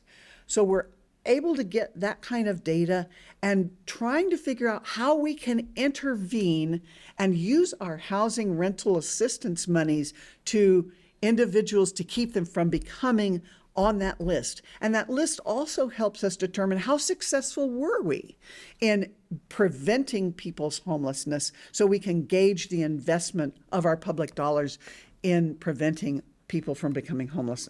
So you'll get more information on that as these studies progress further. What long-term strategy should be our main focus to prevent homelessness? Number one, affordable housing development. Number two was job training and employment services. And we have several of those that we target here at the City of Antioch. We've mentioned Opportunity Junction and their job training program, but also we have Renaissance entrepreneurship, we have Coco Kids, and we have funded, hold on, don't want to misstate, Monument Impact for small business development.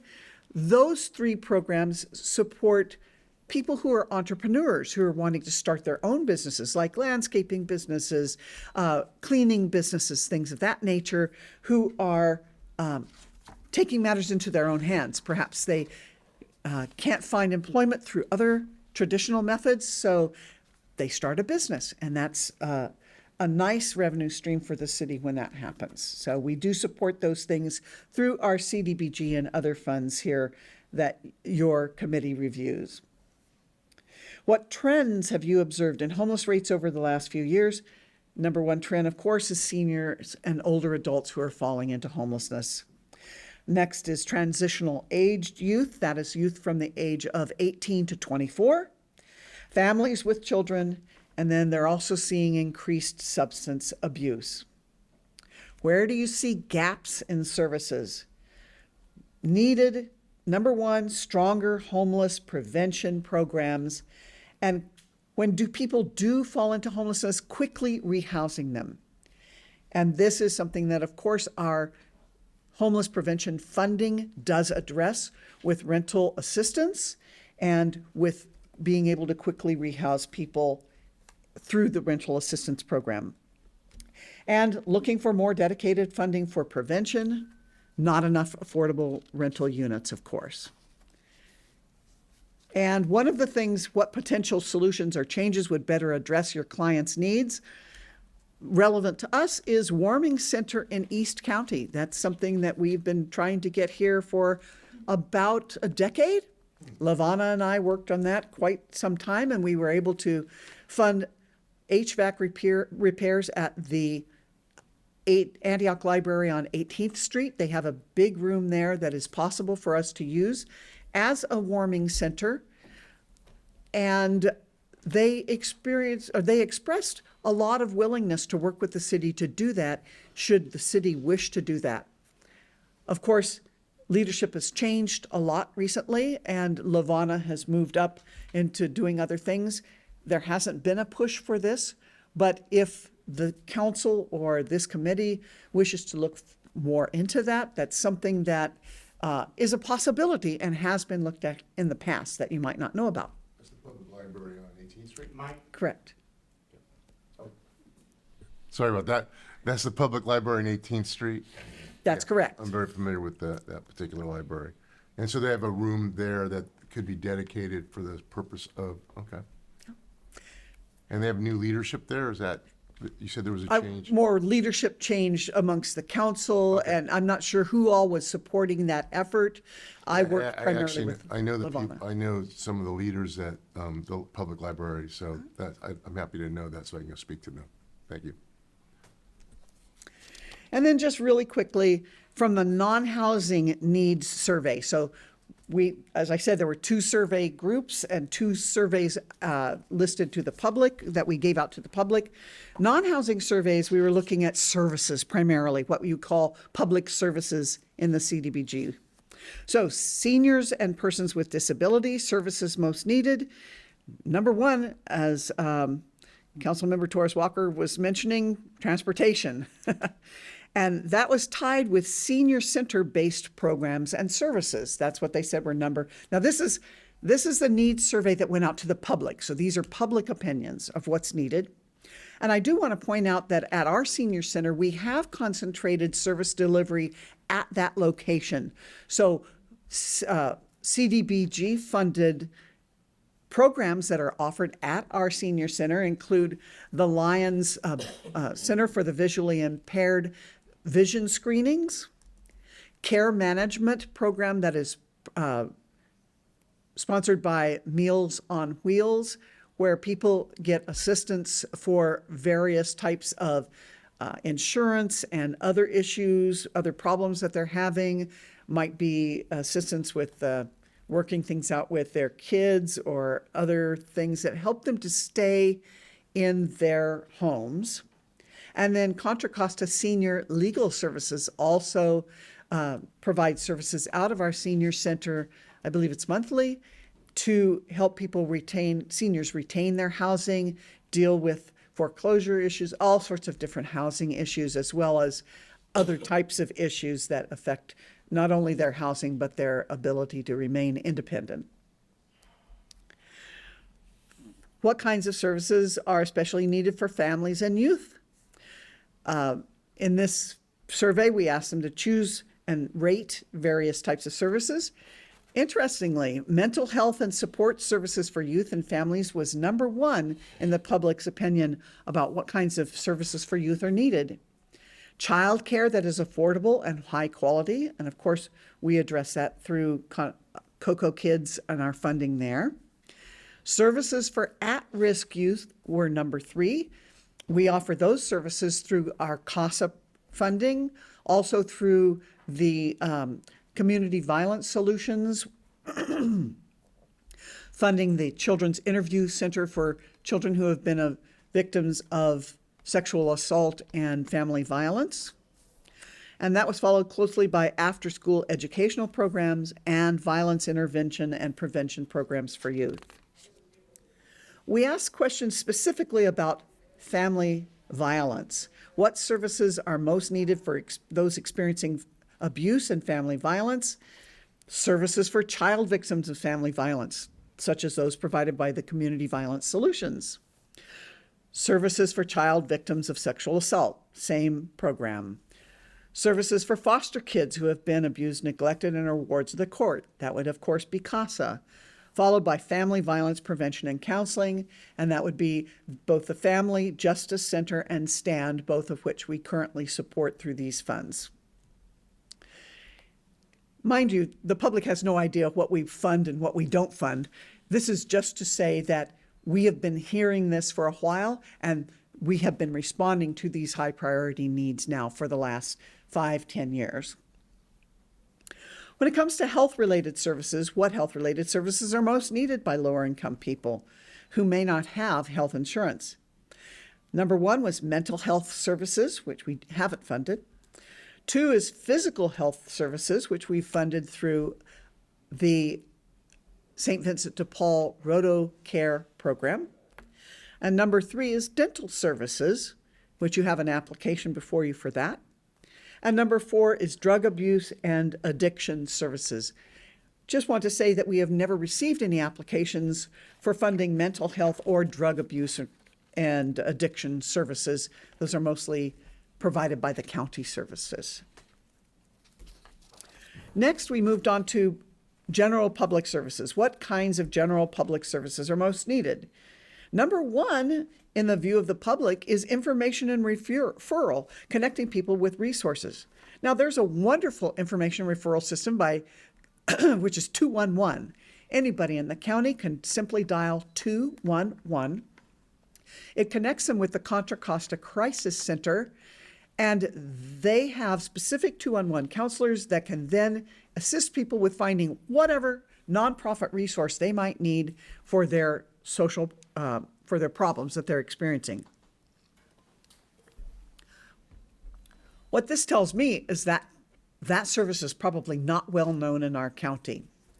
So we do fund 211 for those services and also for homeless dispatch.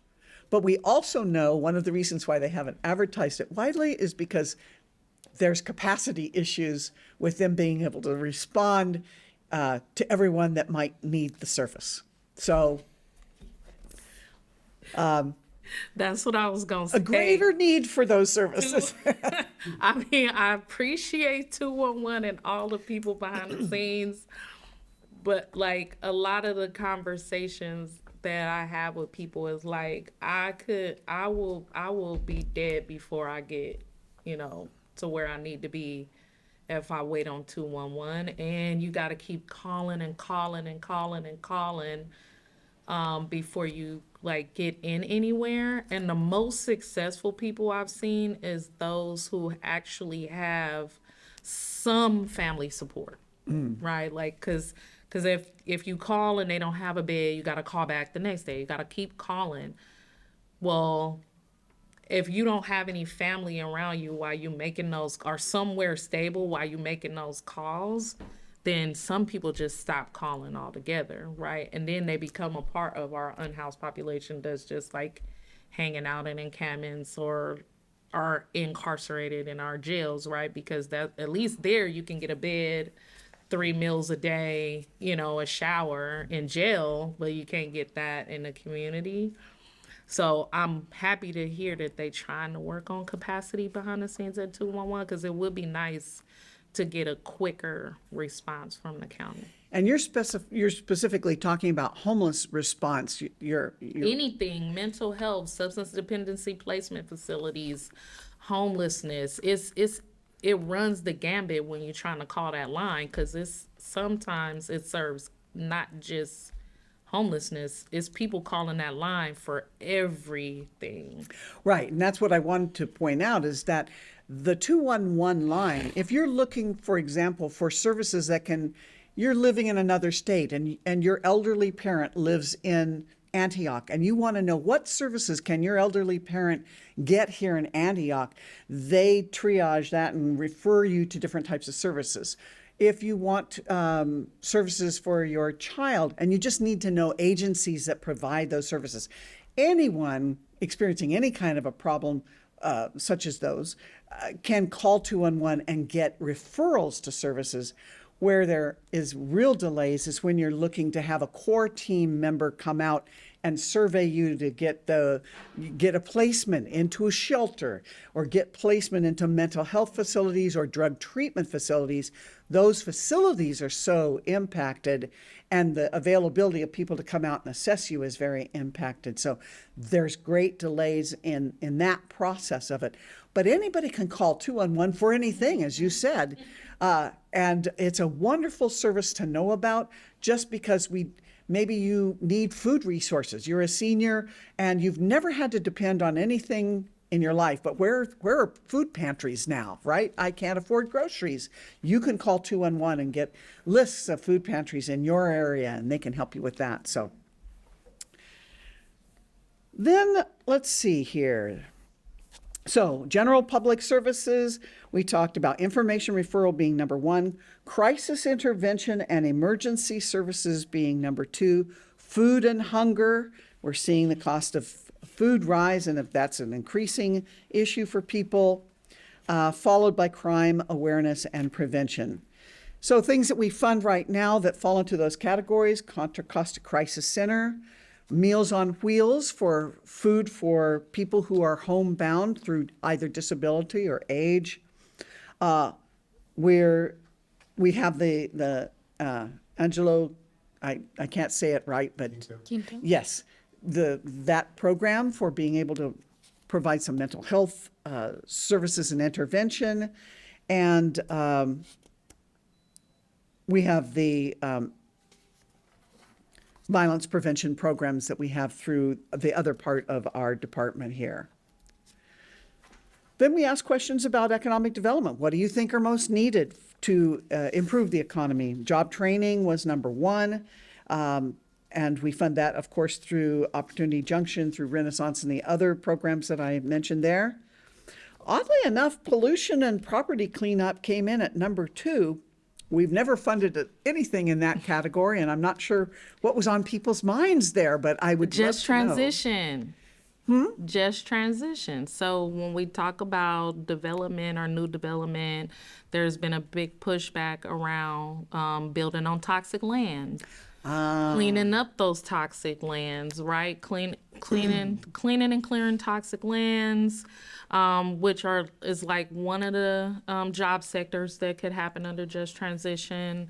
There's I don't know all of them. One is called Up Something, where you take clothes that people normally throw away or recycle, and Julie, you might know this better, but it's like you take Upcycle it? Upcycling, that's a job sector upcycling is a job sector that people are talking about during this just transition. And it's really around like environmental justice overall as we move away from extractive economies, and we talk about environmental justice and the fact that like between Richmond and here is Refinery Road. So a lot of the pollution has to also do with refineries and, decommissioning of refineries, and who's going to have those jobs to clean it up, how they're going to be trained. So I'm not surprised that that pollution and property cleanups is here, because it is a part of the just transition framework, which is related to job development and job creation as we move through like the climate work to create this new industry of jobs. battery manufacturing. So it's a lot. So I was excited to see that one there. Thank you. People are thinking about Yep. it. Thank you for being our expert counsel there and explaining that. Thank you. Well, just to piggyback on that, what's interesting is at Antioch High School, when I was principal there, we developed career pathways, academies for students to not only look at their academic, programs as they look to transition to higher education, but also looking at the career opportunities so that students, either if they choose to go to college to get and then go to career, or young people who are looking to get out of high school and pursue a career right away. And one of the four academies that we developed was environmental studies, and it was one of our most popular academies. Students who were really interested in the environment, learning how to, take better care of our environment, going down to the river and trying to work with different types of plant species to help survive, and a lot of interest. So I was really surprised. And then we were doing construction at the high school with the bond measure at the time, and they were going to be taking down some trees to do some new. And I had students protest and come and meet with me, and we're speaking about why, they wanted to know what trees could be preserved.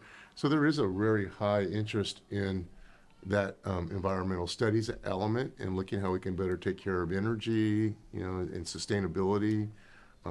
The parks and regional parks in East Bay approached us because they wanted to tap into our youth as a potential workforce. Wow. Because a lot of people are retiring out of Parks and Rec in East Bay regional parks. So there is definitely a movement in that direction to look at careers, looking at ways in which we can pursue better way of taking care of our environment.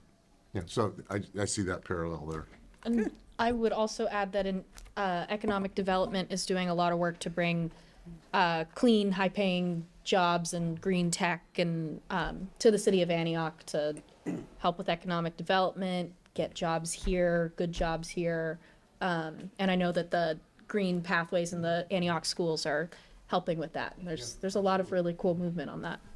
I think thank you for that, for economic development. I'm gonna ask about that too, green jobs. And I think it's also as we talk about access, one of the things was when I saw food was at number 3, when we have so much food insecurity these days, another way to think about it is urban agriculture is something that I also don't hear people talking about a lot. And there are a lot of urban farms, community farms, farms on school campuses, farms on empty lots in communities where community just take over an empty lot and develop a farm and to teach people farming and how to grow their own food. But one thing I noticed about Antioch is there are a lot of fruit trees just in people's yards, and you walk around and it's oh, it's nice fruit, and then you keep passing by that house and nobody is harvesting it. So I'm not sure if it's a senior that lived there or something where the fruit just falls and grows.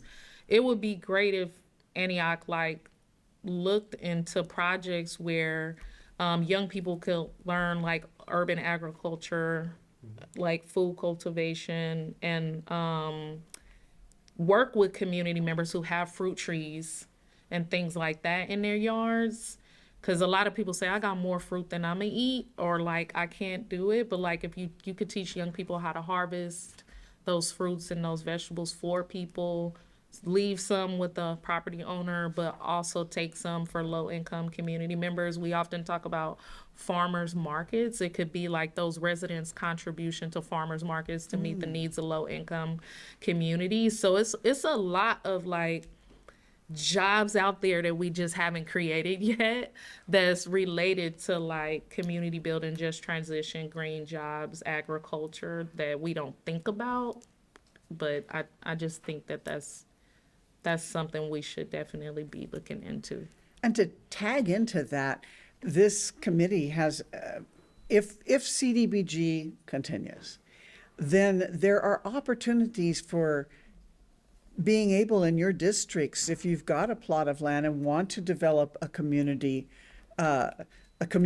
farm or a plot like that, CDBG dollars can be used in that way if it's in a lower income area and it's primarily benefiting the residents of that area.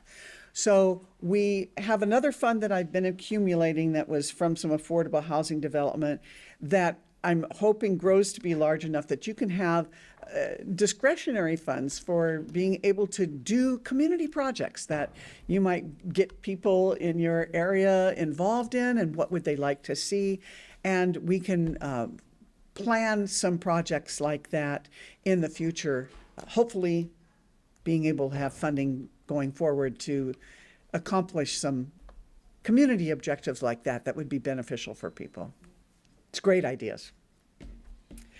Wrapping up this number 3, the results from the community meeting that we had around public service activities, where we gave them the dollars in order to invest in various categories.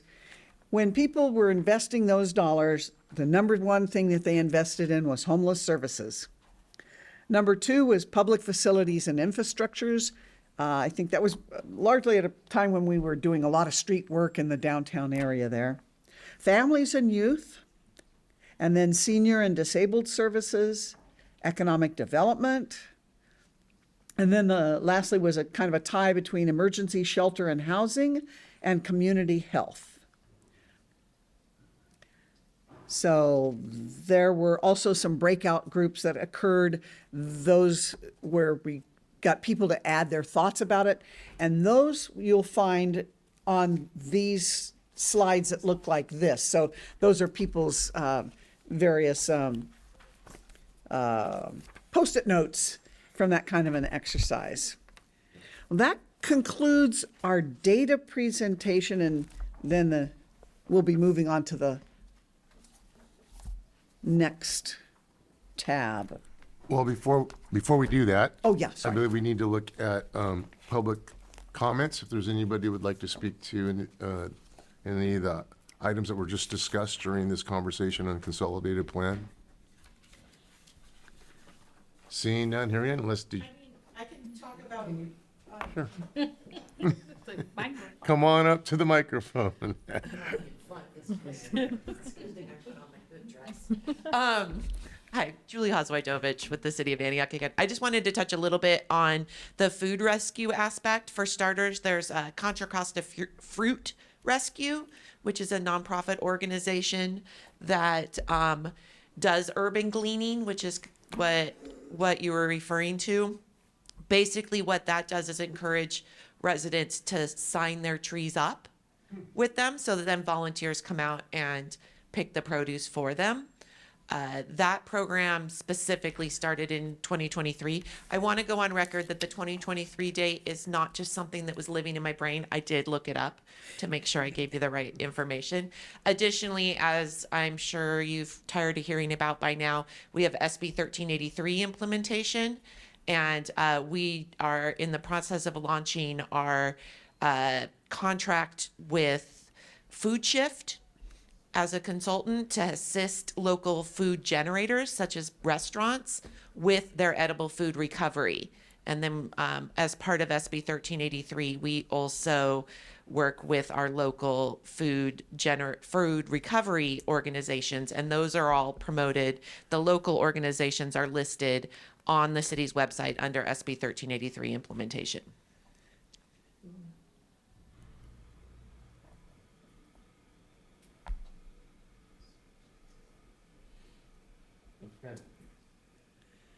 Question, you said that was a Contra Costa County program? It's a nonprofit. It's a nonprofit? Yeah.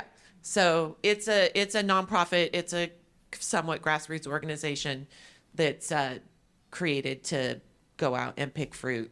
Now, is that in Antioch or is it? It's Contra Costa wide. It was Okay. it was started, I believe, in Central County, and it's pretty heavily promoted with a higher resourced waste agency for Central County. You know, Okay. when you look at staffing issues, we can only do so much.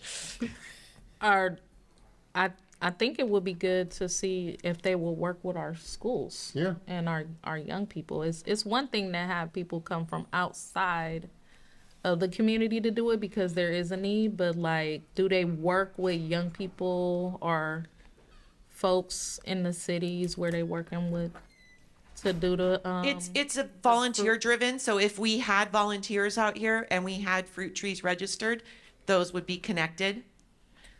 sweet. Well, I was So- curious, do we have very many people registered in the city of Antioch in this program, or? Not that I'm aware of. I do want to go on record that I do see as a resident of Antioch, I do see a lot of informal gleaning happening on Nextdoor Okay. with residents asking if anybody's got any citrus trees available, and then people promoting, thanking people. It's really fun to see that kind of neighborhood interaction happening on our social media platforms.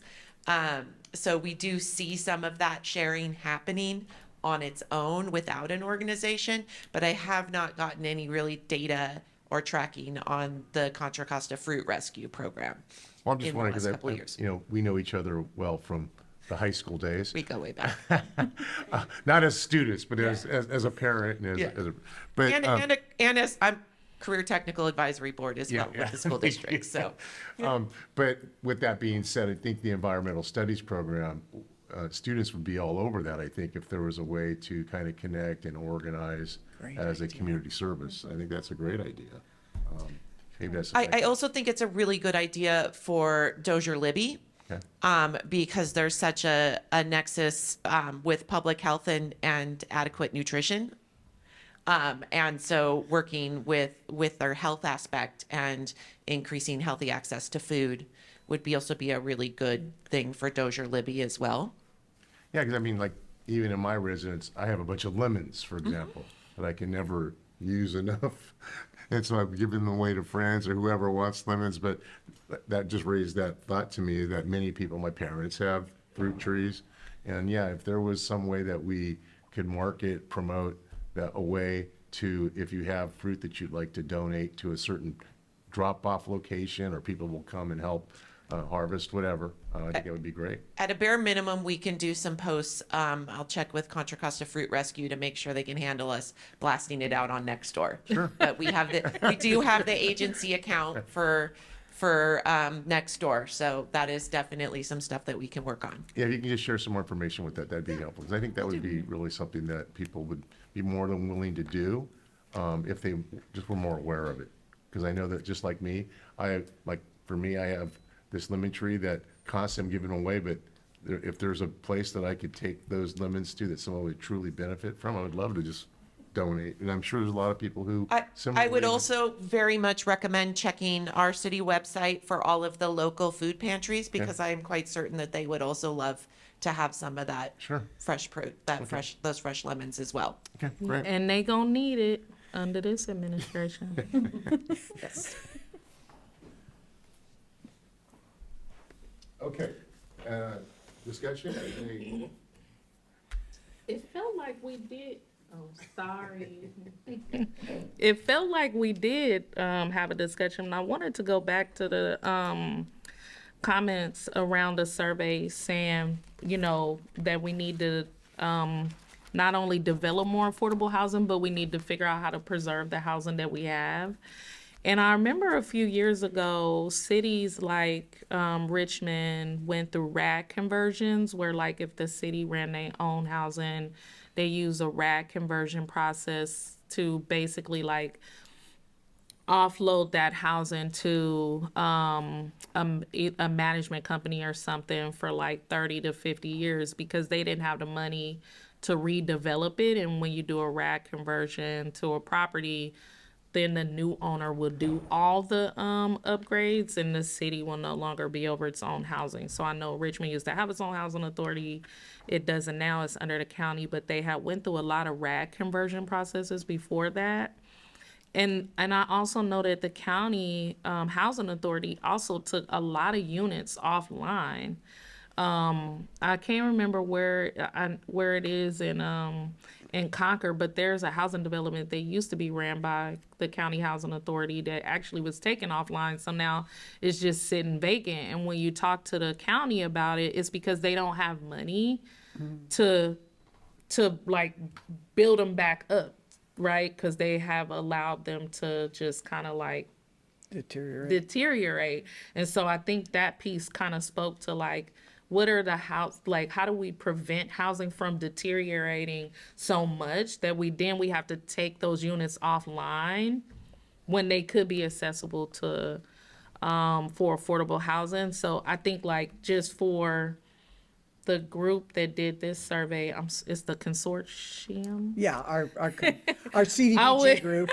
I would definitely suggest looking, because where it say county surplus land, but also not just county surplus land for new development, but county housing that has been taken offline due to a lack of redevelopment dollars, especially if they were low income units. I can't remember the name of the development in Concord. North Richmond was taken offline and now it's being sold to a developer. So it's like this constant like closure of affordable housing units being taken offline simply because they like, well, it's crazy because the housing authority isn't funded by the county, it's funded by the federal government. So it's a federal program, but it's essentially like it's low income housing that's in our community that's federally funded, but because they let it deteriorate so significantly that now those units are just sitting empty in our county. So what is the conversation? What can a conversation be like between like the housing authority, the county, and housing advocates? Like, and I know it's crazy at the federal level right now, but what would it take to bring those units back online? I think in North Richmond, I think that they were looking at a developer for the units that were taken offline in the North Richmond area for the old projects, but the process was a community process when they found a developer. So community benefits.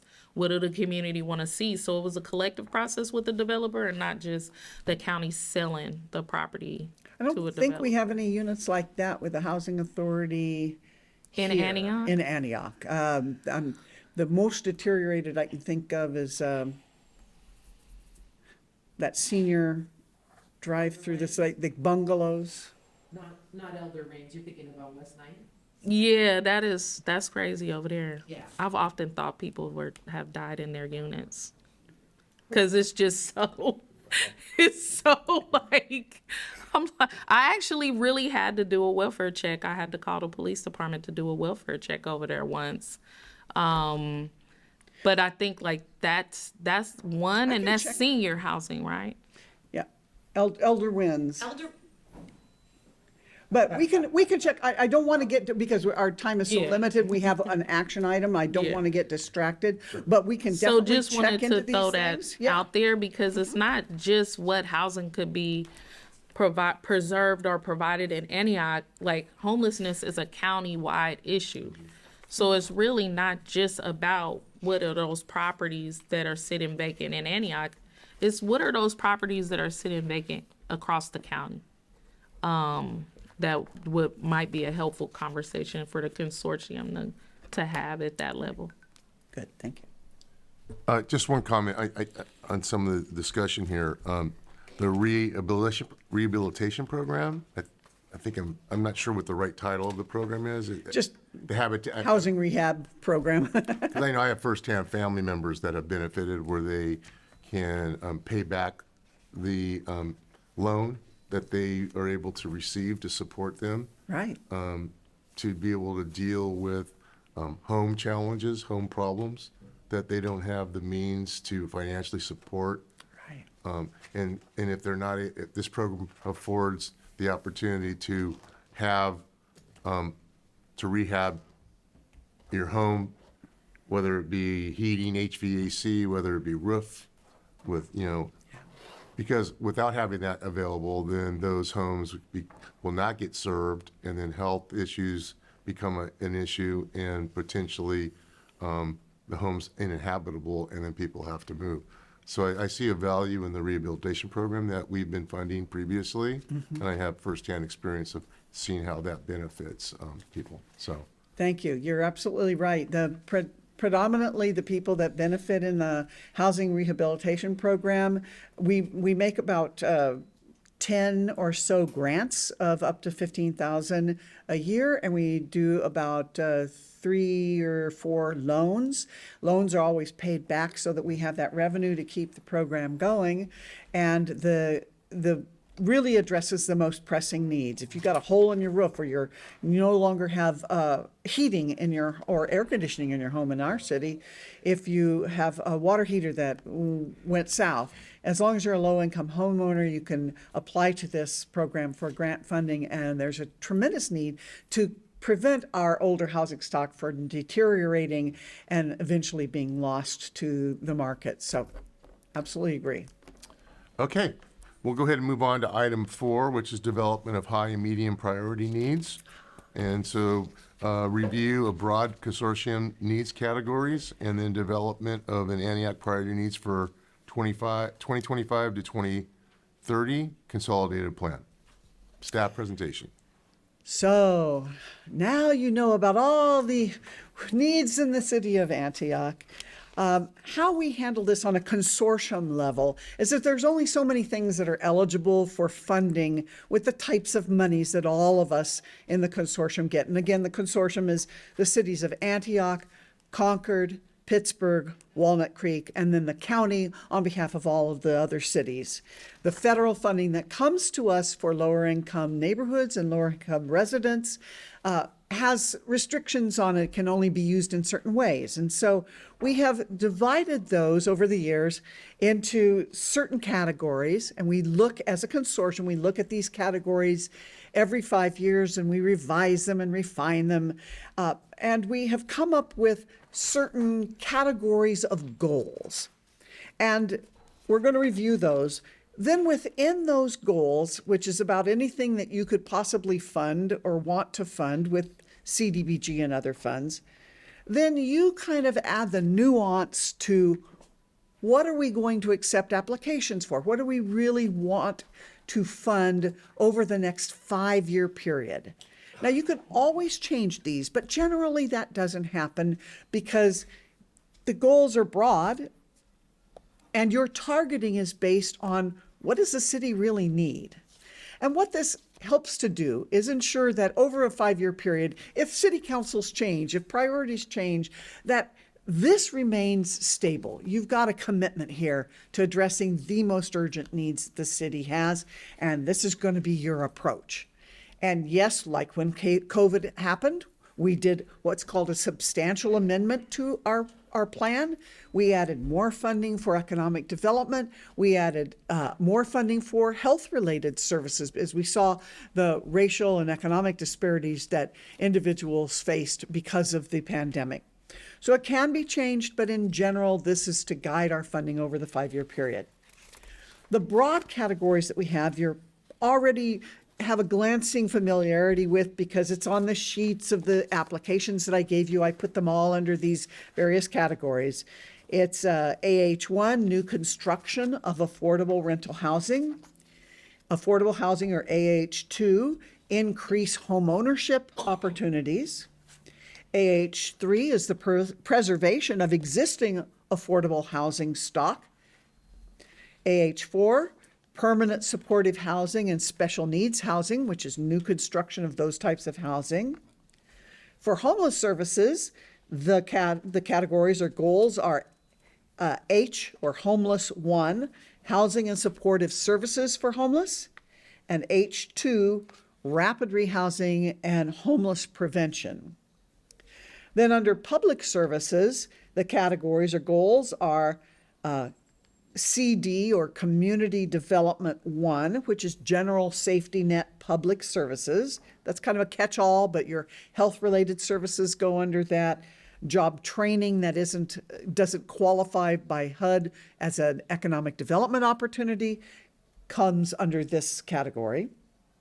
CD2, Special Needs Populations.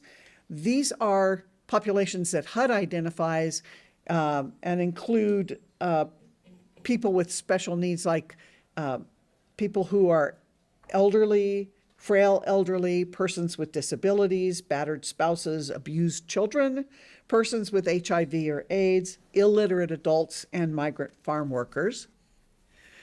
The next is CD3, which is youth, and CD4, fair housing.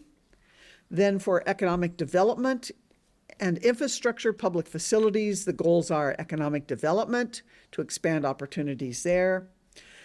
CD6, infrastructure and public facilities, specifically calls out any kind of public facilities, which would be nonprofit facilities or city facilities that are serving primarily lower income people, like a senior center or something. And we did a lot of road work under this particular goal. And then there's a goal for administration of the CDBG program. So within these goals, you can do anything that's allowed by HUD, but we try to drill down and say, what do you feel are the most important needs? What do you want to make sure that we're going to fund during this 5-year period? That's considered to be a high priority need. High priority need for HUD means, yes, you are going to fund this. Absolutely, you're going to fund it at least once during that 5-year period.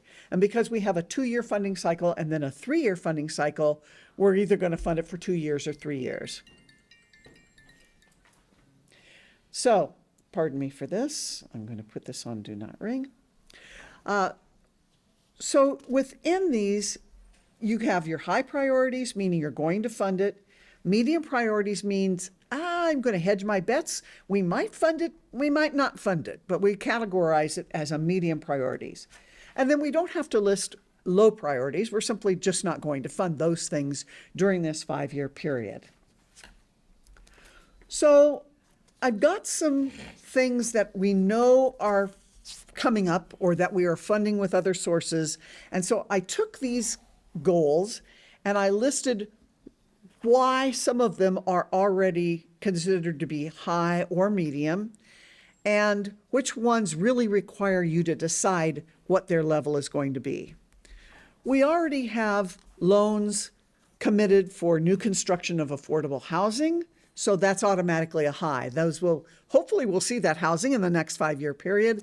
The loans have been committed. That's going to end up being a high priority because the accomplishment of those goals will occur during this funding period. Homeownership opportunities. The PLHA program, the Permanent Local Housing Allocation, already requires for us to have a goal in homeownership opportunities. It requires us to spend at least 25% of our grant on making loans to homeowners or having, like the ADU program falls under homeownership opportunities. So it's required there. It's also required in our housing element and in our transit-oriented communities plan goals. So that's automatically going to be a high priority because we've got commitments there. Preservation of existing housing stock is our housing rehabilitation program. We have a transit-oriented communities goal there, and it's also a requirement of our housing successor funds and our housing element goals.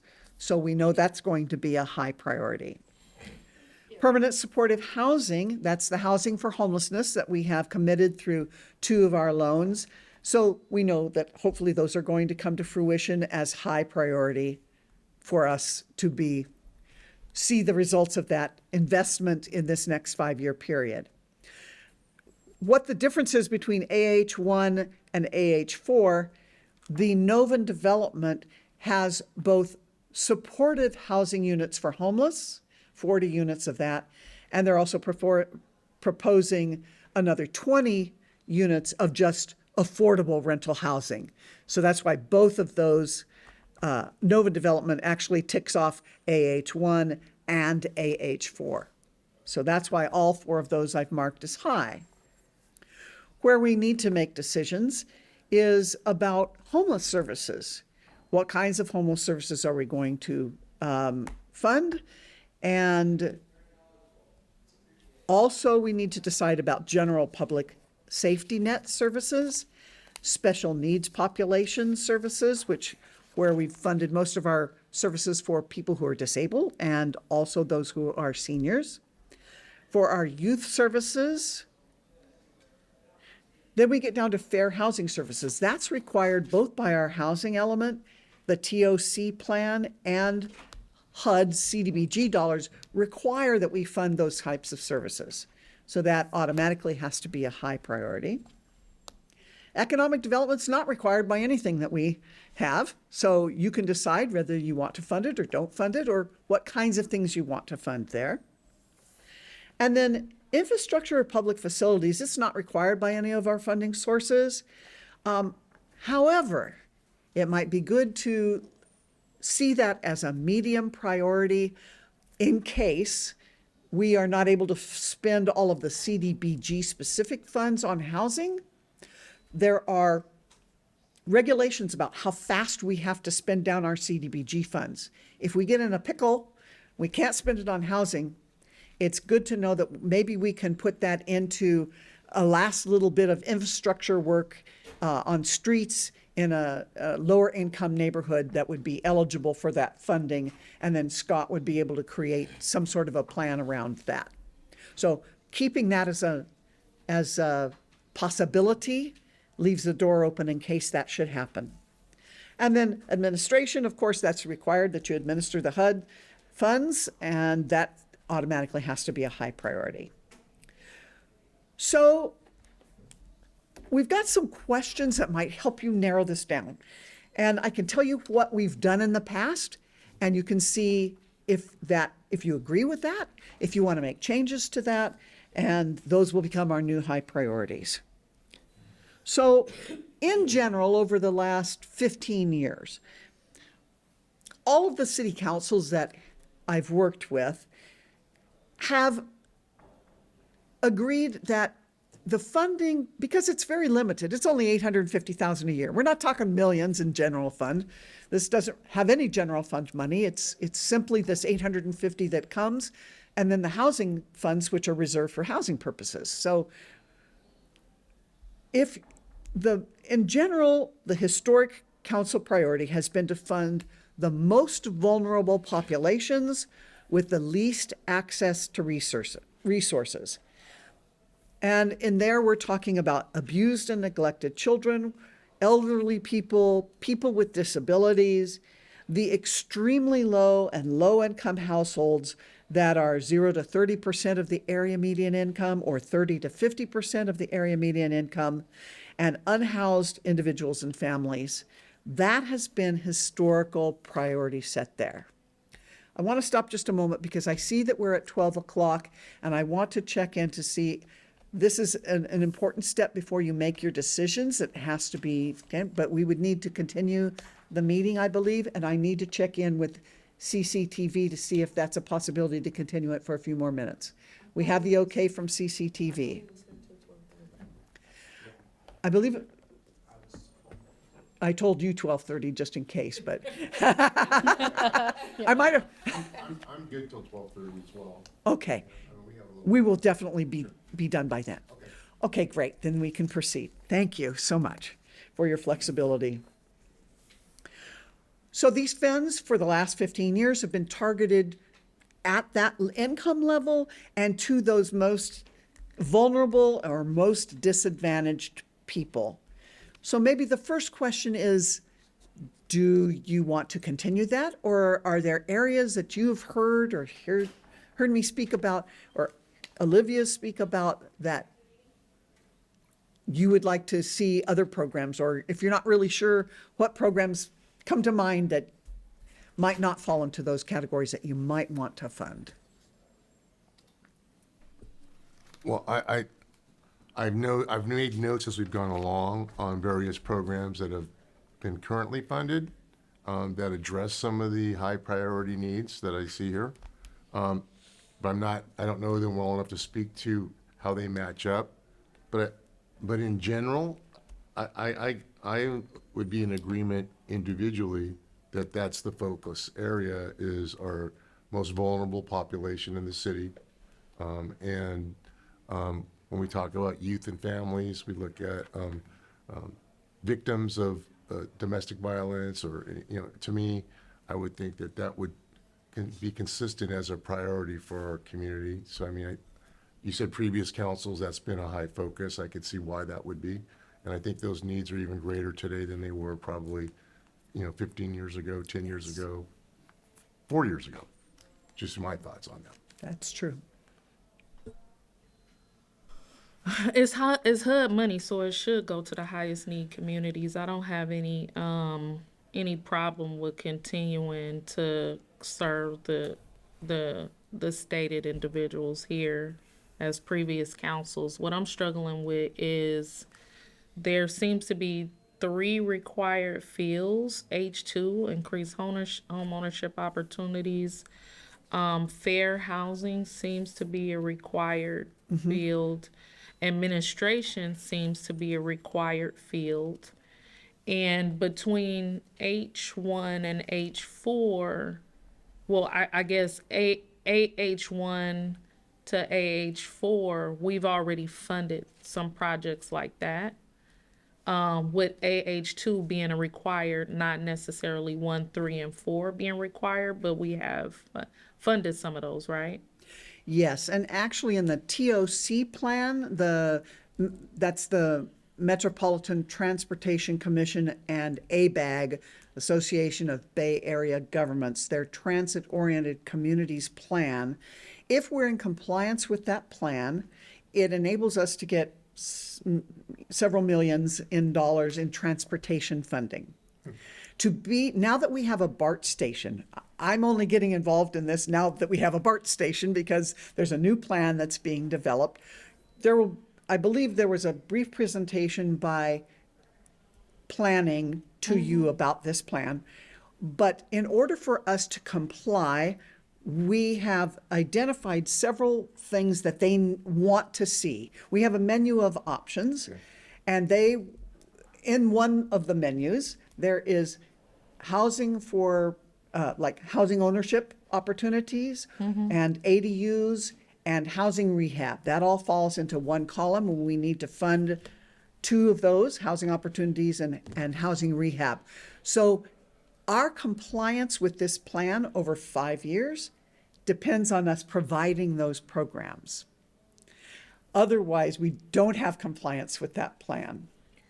So AH3 is to be in compliance with the transit-oriented goals to be Yes. able to receive the transportation dollars, but Yes. not necessarily AH4 or AH1. AH1 and 4 is a different column where they require an investment of $3 million of non-HUD money. It has to be local funds. So our housing successor funds qualify for that.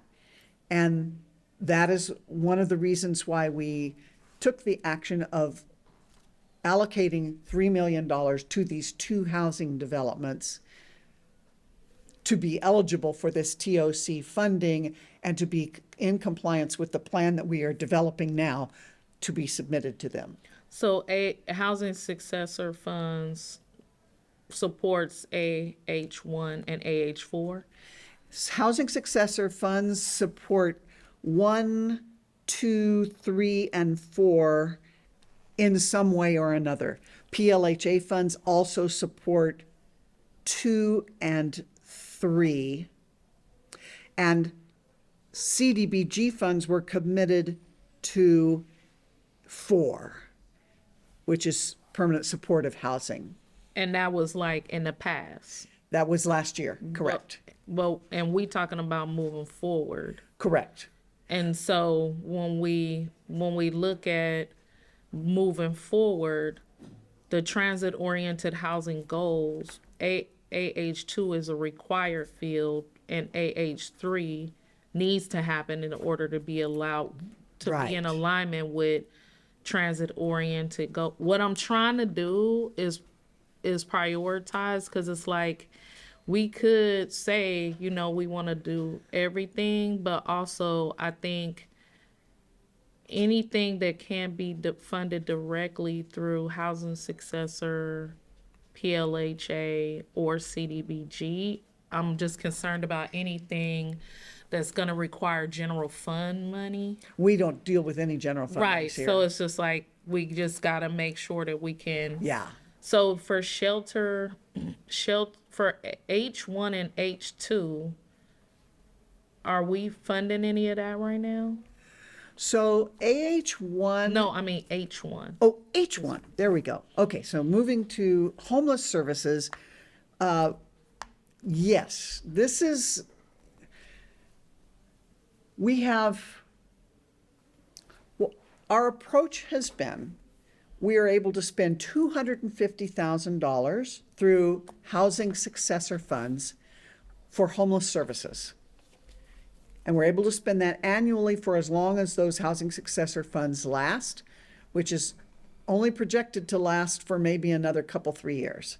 It's not going to be forever. It might be a little longer than that, but not forever. Then, since we are funding homeless services out of that pot of money, we are able to use the $100,000, which is all we have, maybe $120,000 from CDBG funds to fund other types of services. So we are able to devote more money to those grants because we fund homelessness out of the housing successor funds. Understanding that CDBG might go away and all those funds and grants won't continue. And housing successor will go away within another few years. We're strategizing how to make it last a little longer for the homeless funds especially. But the idea of housing successor was that it would have been already spent by this time. We've been holding on to it, getting more repayments, trying to stretch it out, knowing that we had more investments we needed to make down the road with this transit-oriented community plan. So both housing successor funds as well as CDBG funds could potentially go away. Yeah, And that will only leave PLHA funds? $350,000. So all of our monies reduced from 2.5 million or so that you're granting to you'll be looking at $350,000 a year. What do you want to spend with that? And it all has to be in certain categories. So, yeah, it's staggering to think of the amount of change that could occur. We're hoping that CDBG doesn't go away, though. Well, along with Council Member Torres Walker's comments, you know, when I look at this, when I see the H1, H2, that would appear to me to be a priority based on data that's been presented, conversations that we've had today. You know, for me personally, as I'm looking at it, I would think H2, for me individually, would be more pressing. And but I also think H1 is just about equally as important. But to me, preventing people from becoming homeless would be my first priority. But obviously, H1 is providing support to people that are unhoused is also critical. So to me, I think H1, H2, when we talk about decide and these list of items, I would think that those two would be high priorities for us to consider on what we can do to support. And we have had those both as high priorities, and we've adjusted the ratio of each as we go along. But I think then that we're in agreement that those could be high priorities, Yeah. preventing homelessness and addressing homelessness is a high Keeping priority. people in housing, Yeah. rehousing people, and helping people who are already unhoused. Good. I think those both should be high priorities. Yeah, I mean, these other areas are also very critical, but when you're doing a triage, Right. what's most pressing, obviously, is keeping people in their homes, and two, helping our unhoused community have shelter. We're talking already about the library having a warming station. Anything we can do to help support those. Well, fair housing is required, so I don't even think we should it's We just obviously list it as required. high, yes. It's required. There's nothing we can do about that. Administrative is, so I tried to just not even think about Right. what was required. Right. Because it's something we have to do.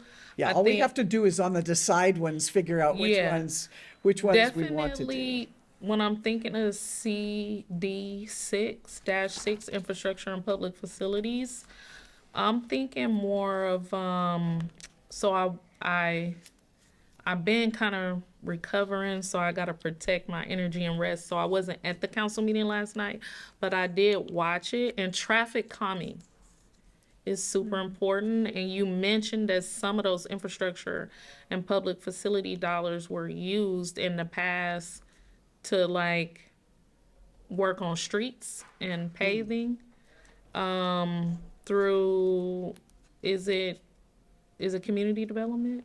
No, Public Works. Is it Public Yeah, Works? Scott Bunting and those folks? Right, it's Scott's. Yeah. Yeah. So when I was also listening last night, there's been a lot of conversation over the years, not just last night, about traffic calming measures, which is go a little bit further than just paving streets and cleaning medians. If we say median, but I would say traffic calming measures in the city of Antioch is a high need. Well, as long as we make it a medium priority, then we're able to fund it, not a problem. But Yeah. we're not locked into funding Yeah. it. So considerations would be more around CDBG's unique ways of meeting the income qualifications. So traffic calming measures would have to be on streets Sycamore. that Street. predominantly serve the Cavallo lower and East income area. 18th. Okay, gotcha. 6th Street downtown. Yeah. So it has to be in primarily residential areas, not commercial. So there's just Yeah, some, we'd have to look to make sure that we're able to do it right under that, yeah. I would prefer to leave it median, but if we could focus it on traffic calming in those areas that meet the median income requirement through census and HUD data, I would. What do you think, Mayor Pro Tem? Yeah, well, I also know, maybe you're more, I don't know if you are aware of it, but through the CCTA, because I went to one of the Contra Costa County Transit Authority, there's a regional grant of money that will come to cities that participate in, make sure I'm not, but cities that participate in this overall program, and it comes to a pretty significant amount of money through this traffic part. I think it has to do with like the transitioning of lights, traffic flow, and that sort of thing. And there's some money that's going to come to us from participating in that program. I don't know if any of those funds could be used to support the traffic calming things that we're talking about here or not. But I know that's a pretty significant amount of money. I want to say it's like, I shouldn't throw a number out there because I'm not for sure. But I know when I went to the Contra Costa Transit Authority meeting, because I'm an alternate to that through Tri-Delta Board, they were talking about a regional plan that cities had to provide an application of support to participate. And I want to say it had to do with like traffic flow, signal lighting, making sure that we participated regionally.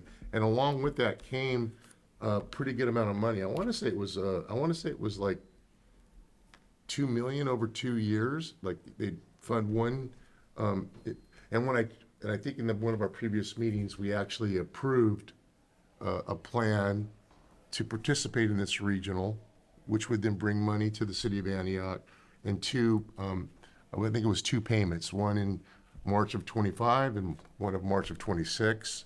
And Can I loop you in on an email then with Scott? yeah, so I'd like to, I think- I'm just curious if that funding could be utilized to help with. I'd be I curious. think my biggest concern is that money is regional and it's overall in the city, and this money is focusing on our highest needs neighborhoods. I agree, yeah. And so my concern, because I just by being here and living in the city and like watching this government operate, is my concern is that money will come and then the highest priority will be in Southeast Antioch Yeah, but- or somewhere But else. what I'm referencing is Antioch's going to get their share of the pie, which I want to say is 1 million, 2 million total, but 1 million.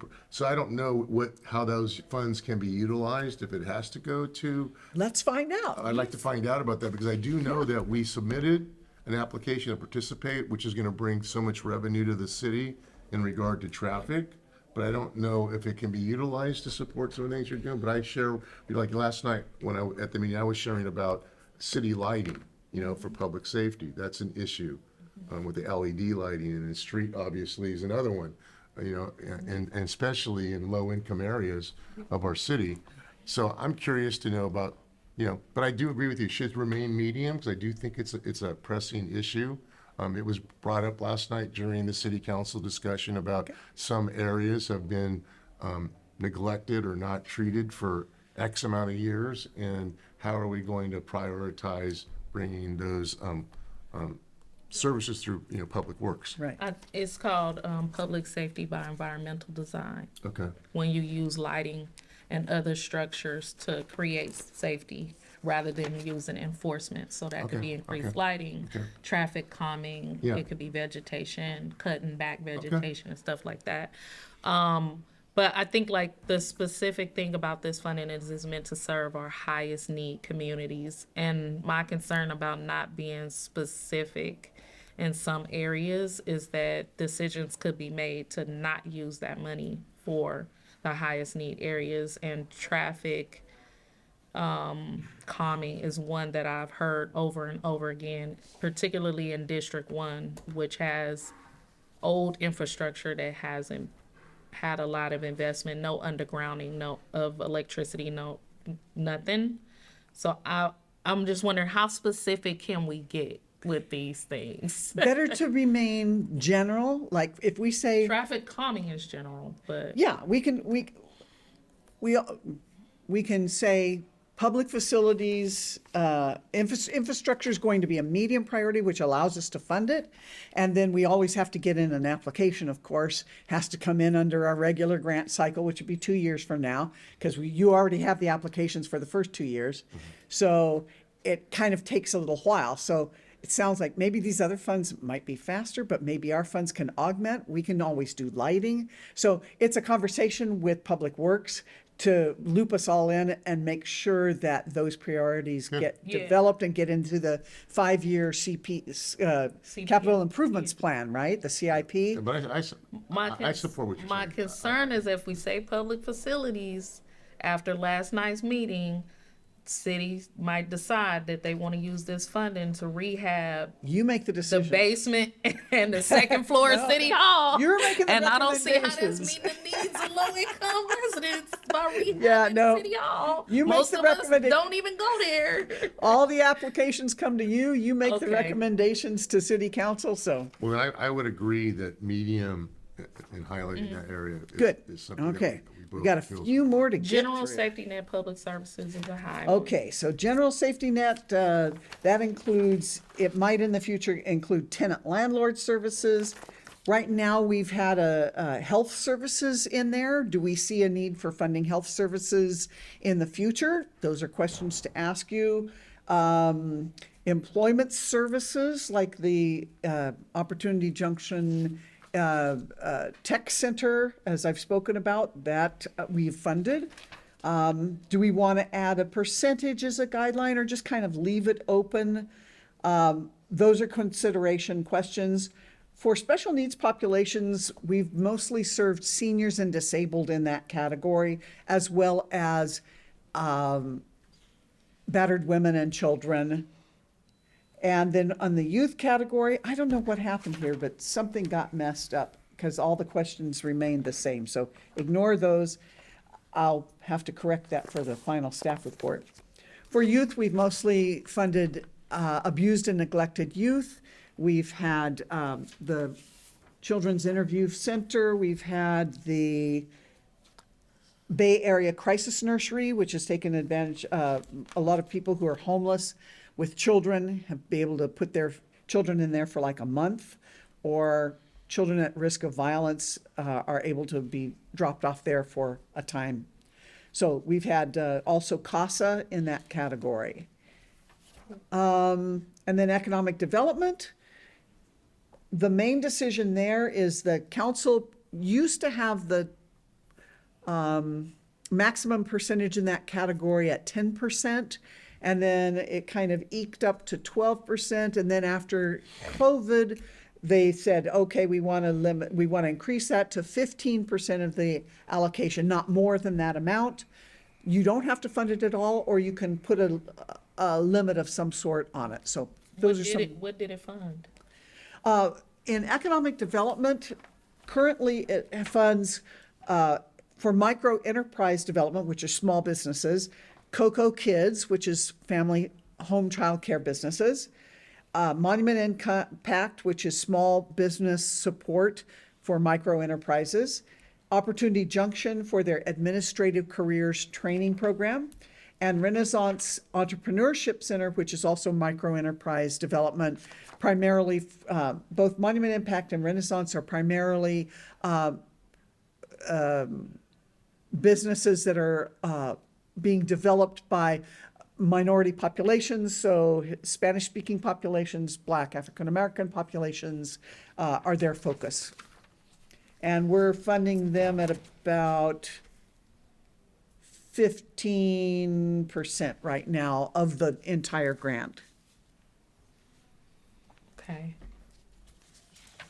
So I guess looking at what we've been funding and the applications in front of you, so in homelessness special needs, we've got, for example, or non-homeless special needs, Choice in Aging, the Bedford Center, which is for people who are severely disabled with health-related services needed that gives the caregiver respite. They bring them to this program, and it's here in Antioch. Contra Costa Family Justice Center, which deals with victims of violence and domestic violence. Contra Costa Senior Legal Services, which is legal services for seniors, and we have that program at our senior center. Empowered Aging, which is ombudsman services, which are volunteers that go out into all of the nursing homes and the care facilities to make sure that people aren't being abused and advocate for their rights. Lions Center for the Visually Impaired, which are services for people who are blind or becoming vision impaired that way.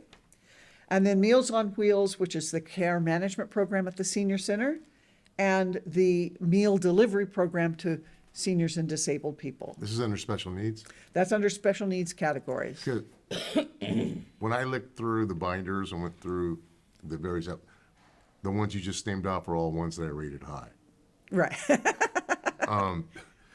So I guess that would mean that based on what I was looking at when I was looking through the applications under special needs, that CD2 would be an area that I think should be a priority. Because of the funding that I think we've been doing to the programs that you just stated, I think have been supportive, helpful, and I think have had a good rating from what I reviewed from previous services. I would be in support of continuing to keep that a priority. Now, as far as how the chart reads, I don't know if that's medium or high, or how we list That would it. be high. If we're going to fund anything in any of those categories, we'll want to make them a high priority. Well, I would think it would be high again, because when you were going through the data earlier, one of the things that I saw that items that came up time and time again is about our seniors and the vulnerability of them becoming homeless because of numerous factors, and many of these services. And then also, of course, I'm always an advocate for youth and looking at services for victims of violence, domestic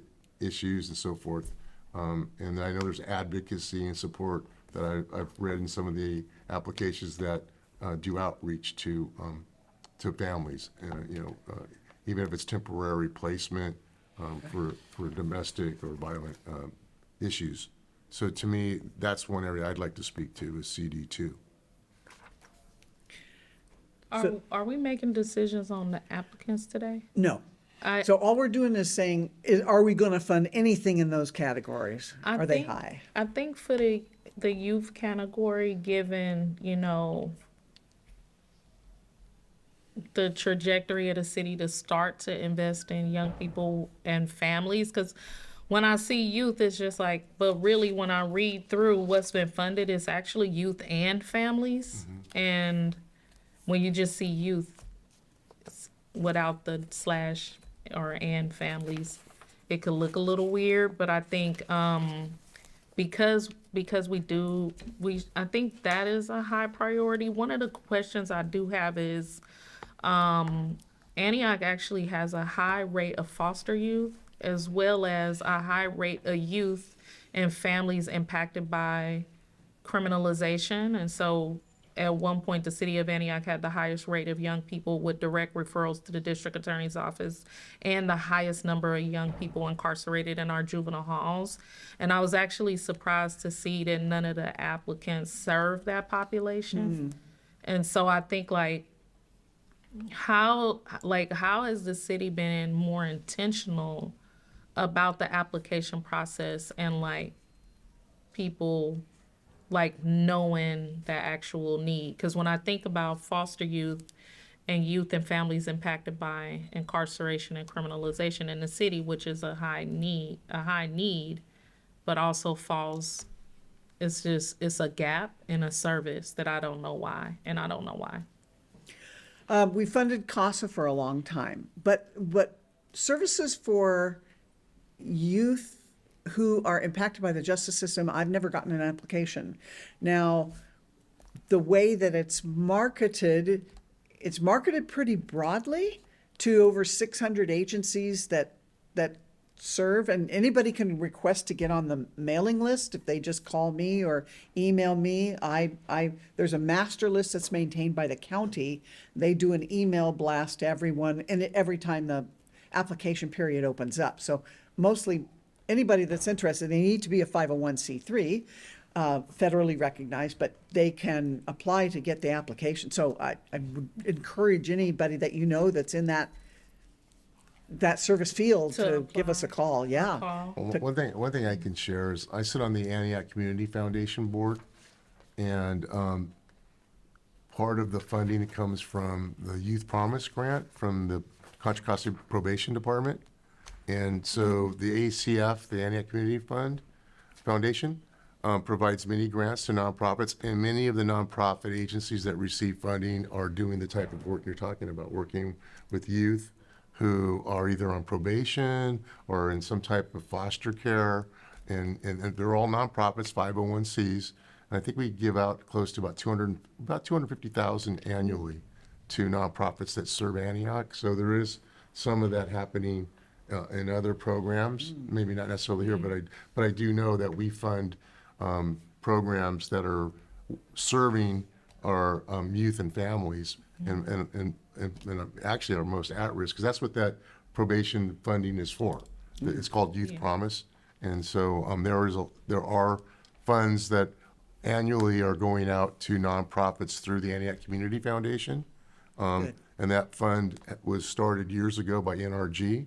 The Energy, it was kind of an agreement with the city. I remember when the city did Yeah, that. I don't agree But it's with still continuing with the funding. their community foundation structures that are a lot more community engaged than the Antioch Community Foundation, but I do $200,000 spread out amongst a group of organizations. 200 just salaries alone in 1 to 2 months is $250,000. Well, and I think- all of these things here, this is only Right. $120,000. Oh, it's like I wish I had maybe what 200,000. could happen is those groups who are also applying at the Antioch Community Foundation could also Absolutely, be in contact to get on the list to potentially apply for some of this money so that they can double their Yeah, absolutely. efforts. So I want to be respectful of your time, and we have to wrap this up. But it sounds like we're going to fund things probably in all of these categories. I'm going to mark them as high for now, if that's good with you.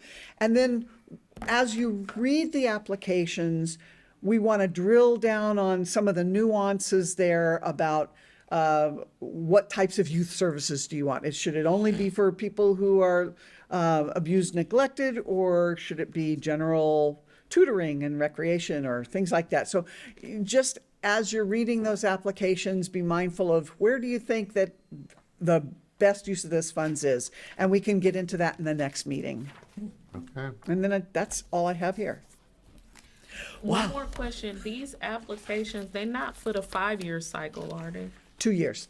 2 year, okay. Yeah, the Just applications you're wanted to reviewing now are clarify. currently for the 2-year 25-26 and 26-27.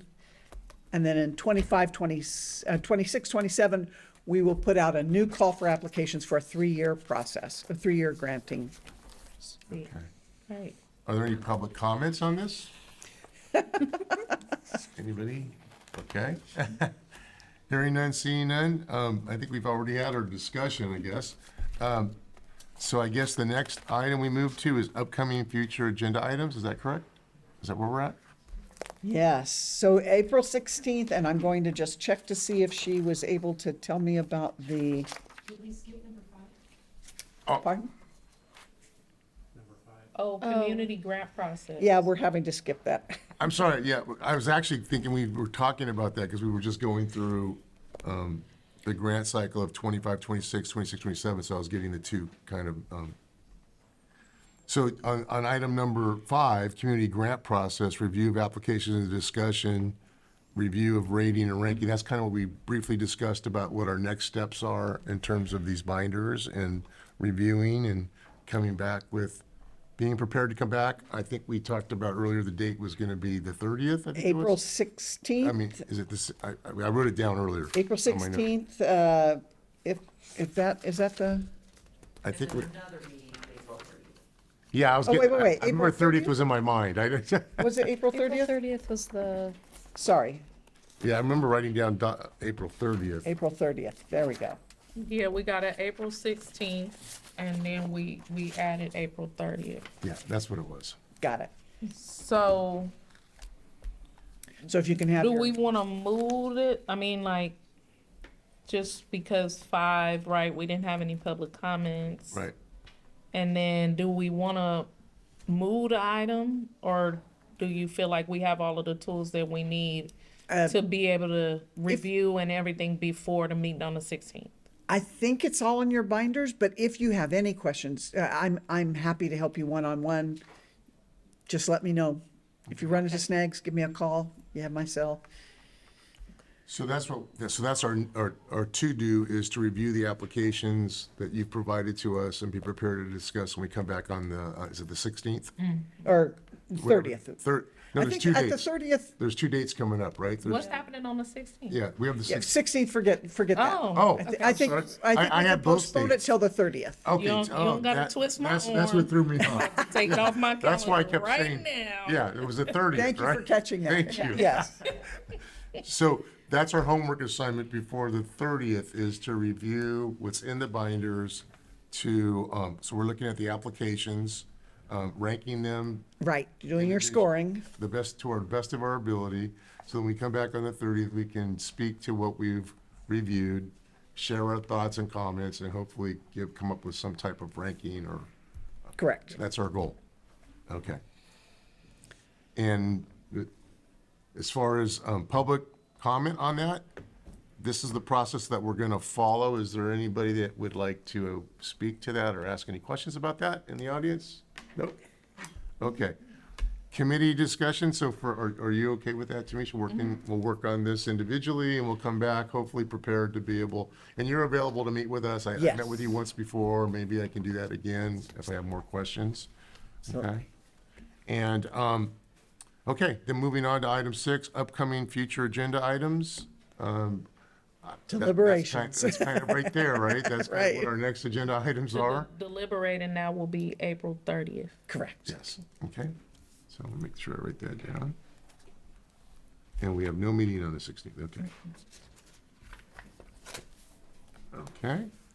All right then, so so it says next meeting dates, item 7, so we're gonna take out the 16th and we're gonna put the 30th, right? Correct. Okay. And then, is it still the 14th? I don't have my calendar. I will be able to, the 14th, we hope to hear from HUD by then to know the exact amount. Okay. If that doesn't happen, perhaps your schedules will have freed up enough to be flexible to, it may be a date after that. I'm not really sure until we hear. Okay.